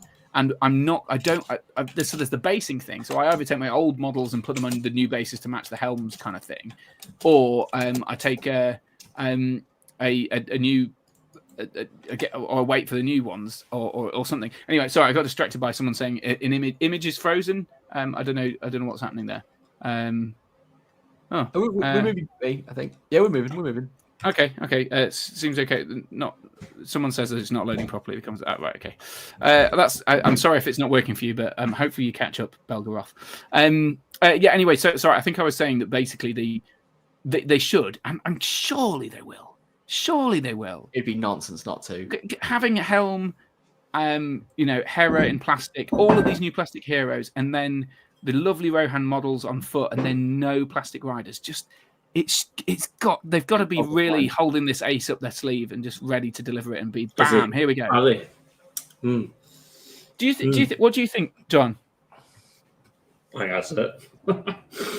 Do you genuinely? Yeah. I just can't see a world in which that's true because they something I can't remember why, but someone said that they'd been forced to release the Hera plastic images of the plastic Hera because I think someone had leaked a photo of it, hadn't they? Yes. Whereas, that's right, yeah, sure. So that's why we haven't seen the helm or the Freyalaf. So it feels like there's going to be another wave of stuff. Yeah, I tell you what is disheartening for me is a lot of the models that we haven't seen pictures for, haven't seen models for yet. They don't have a picture in the book. Whereas the Rider of Rohan entry does have a picture of the existing Rider of Rohan. But then that's a bit different, I guess, because the existing helm they were never going to use. And Helm and Hera didn't have any old ones. Must have fucking email, Alex. Sorry? I'm just looking at the inbox and there's an email you didn't read. Yeah, so I tell you what, if you do the stream, if we'd done the stream and new Plastic Riders had been released yesterday, I'd have been just fucking ecstatic, like start to finish. Yeah, and I am happy. I know that I started with a bit of a downer note and set the tone, but the new game plays really well. It plays fantastically, and that's the most important thing. And the models they have released are really great. Like I said, the thing I couldn't get over was the fact that I was really excited to set my old projects aside and go back to MESBG, and then I didn't end up doing it. And I felt like that told me something that hadn't risen to the conscious level. I mean, you can, like you say, you can't control. Maybe, but you also. I mean, I don't know. I assume there's riders in the film. There are riders in the film. Yeah. There's Royal Guard and everything. What I was going to say, Alex, is that maybe it's because this has landed at the same time where your Eldar army that you love from your childhood has also been updated. You won't shut the fuck up about it. Yeah, I know. I get it. No, it's fine. Like, but that might have diluted it for you. I'm very excited. I also think personally, I've been it's been soured ever so slightly by lots and lots of negative chatter on the internet about various things, and some of them very legitimate concerns, but also there's quite a lot of just frustrating stuff that's really putting a dampener on it for me. That I think God, get over it. Like your dwarves, they're going to come. They're going to come in 3 months' time or whatever, and then get fucking over it. Yeah, I do feel that a bit, and I know it's horrible for me to say that for those people who can't use their dwarf army. That it may well be their only army, but I do feel like, oh God, it's so frustrating hearing people say constantly, "Oh, how do I use this thing in the blah blah blah?" And you're like, "Oh God, say the." That's because they haven't explained it clearly. So. Well, yeah, I agree. They did explain it, but they then deleted the article, didn't they? Which was stupid. But anyway, it's all Games Workshop's fault. Don't get me wrong, but it is a bit frustrating to like hear only negative chatter about the new stuff, which I'd really, really like to. I want to feel like I'm swept along with all the excitement, and I feel like maybe I'm dragging a bit of it. Like it feels like, oh God, I'm pushing uphill with my excitement, which is always a bit of a strange and disappointing feeling to have. So. It is a bit disappointing. Just on that point, it's that thing, isn't it? They say about putting timers in train stations so that you know when the train's coming. I'm sure Damien made this point, saying that if you know it's coming, sorry. Uber as well. Introduce. Yeah, exactly. If you know it's coming, even though it's going to take longer than if you didn't know, you're more happy. It's like I don't. Games Workshop are so opposed across all their games, all the releases, about telling you when something's going to happen. We never know until the Sunday before when a thing is going to be released. I do feel like on this one thing, is horrific. Sorry. Yeah.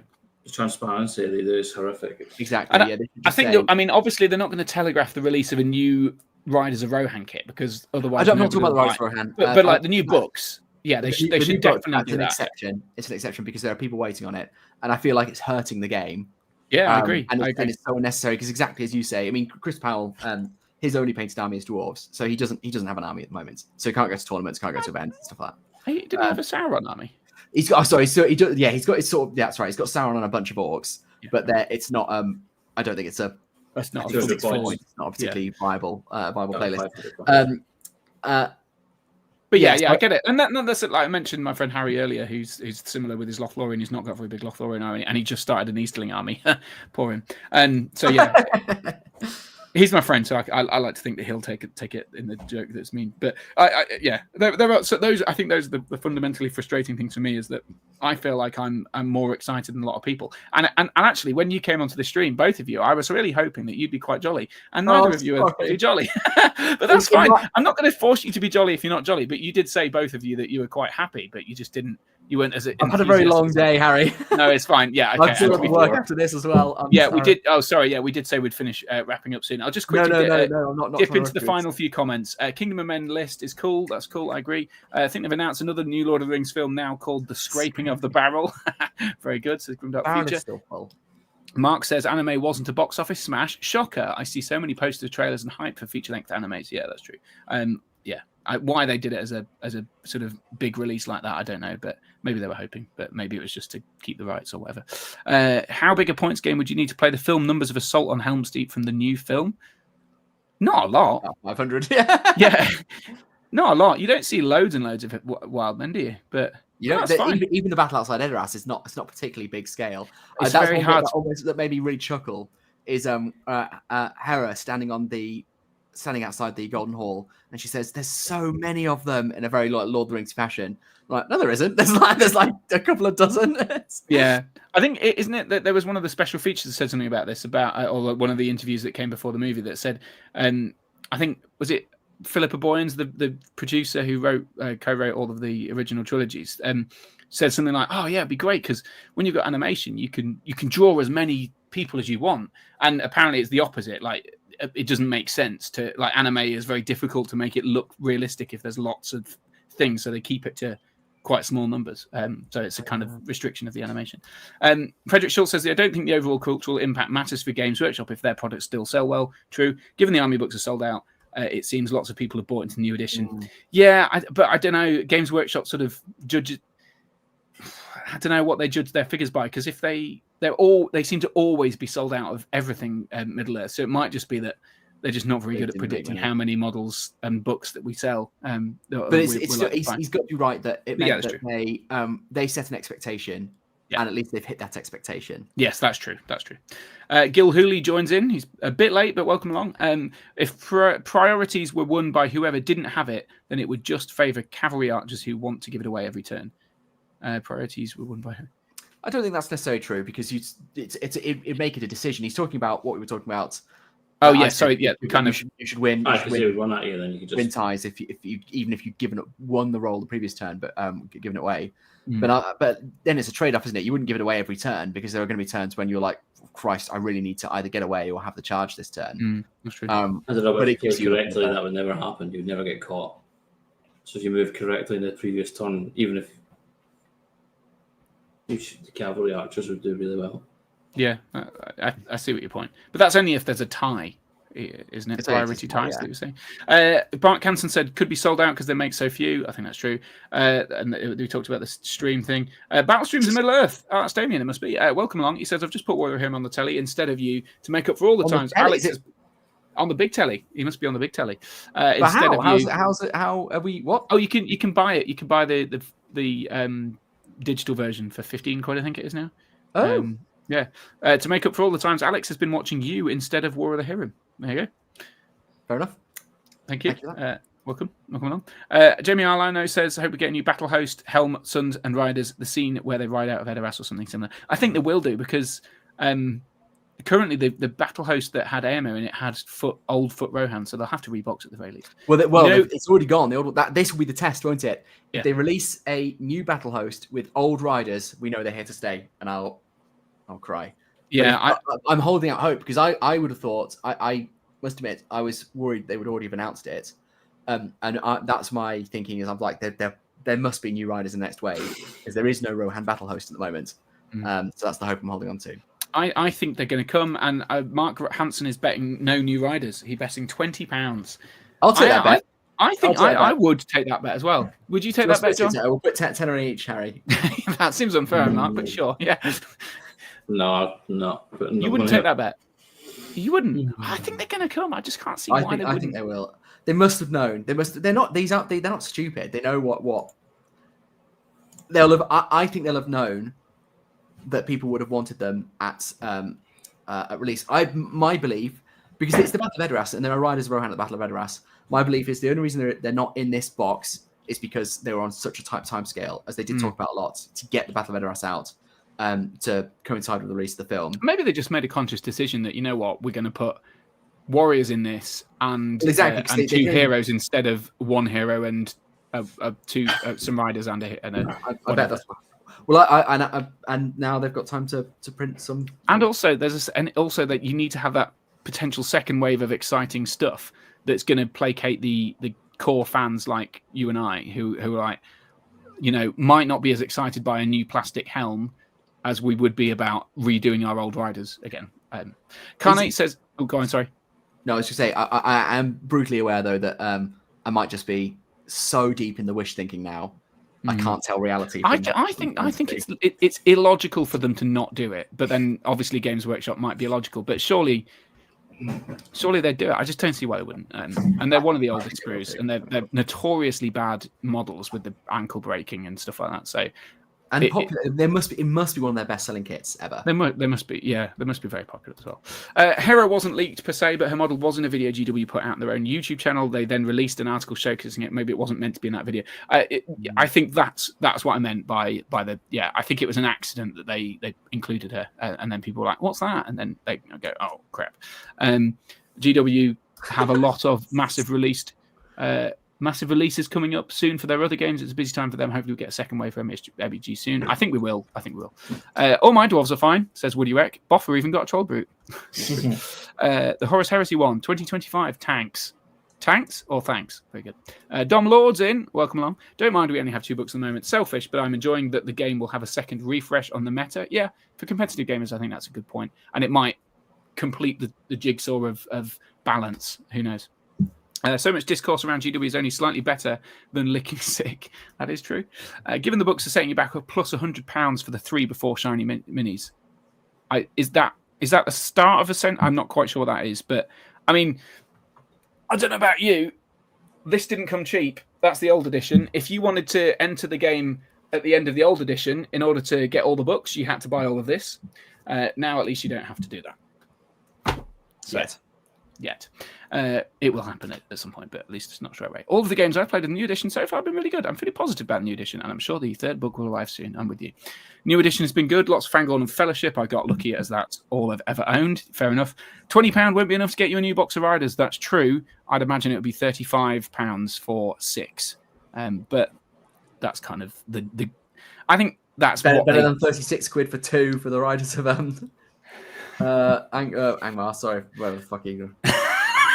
Or £19 for 1 Helm Hammerhand, but then at least that's 180 points. So we're not at the pound a point level yet. Roland says, to be fair, if I get Lord of the Rings or not happy with, if I get over Lord of the Rings or not happy with GW, I also play Legion, Shatterpoint, and MCP. They all three are fantastic systems. True.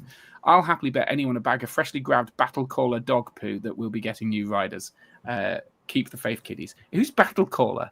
I'm sure that's meant to be me. And I don't store them. I don't sell them on. They do go in the bin. What? You don't have a big pile of dog poo in the back garden that you've stored over the last few years? Yeah, for special occasions. Fair enough. Grimdork Future says Alex and Harry are huffing the copium.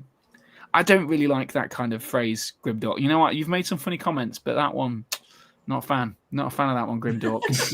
We've really touched a nerve on this one. I think it's because I think this is the sort of stuff that's got on my grill over the last month or so since the start of the edition. Anyone even slightly different. I mean, I don't think I've been pretty critical. I think I said fuck you for them remaking my thing. I'm really angry about that. That's not copium. That's me being annoyed. It's just balance. I'm allowed to like some things and dislike others. Do you know what you need, Harry? What? Some copium. Some copium. Thank you very much. Thanks for letting me out. And I love you too. Love you, Grimdark Future. I can't kick it. Oh, yeah, the copium. The copium. I'd care more about campaign book with Hill Tribesman Cav. Yeah, I mean, this is an interesting question. I mean, we really don't have the time for this because we said we'd call it a day at about 5:30, but it's really going. But, maybe there'll even be an expansion book with scenarios because we haven't got any scenarios for the new film. Do you care? Not really. No. I'm getting into the scenarios now. And now I'm playing. I found that I can report people's comments for suicide or self-injury. Can you? Yeah. Can you report the one about copium? Or would you rather, as in drug abuse? Promotes terrorism. Yeah, I'll do. I'll happily bet anyone a bag of freshly grabbed battle camper dog. We've done the dog poo. No. He says camper this time. Oh. So he's gone back 2 minutes later and actually spelled it correctly. So that's good work, Damien. Frederick Schultz says hello to Damien.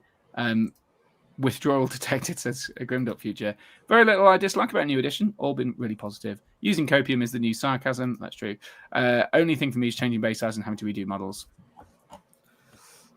Not happy about that. No new film stuff, says Mark Hansen. And that's the last comment. No new film stuff. All right. Well, there you go. I think that's pretty. We've covered a lot of ground. We talked about lots of stuff. John, you all right? You look. Are you making that noise? Yeah. You look so distracted. You look so bored. So I'm very hungover. That's fine. Very hungover on a Monday. It's Saturday, so 2 days. I was going to ask about was it Burns night?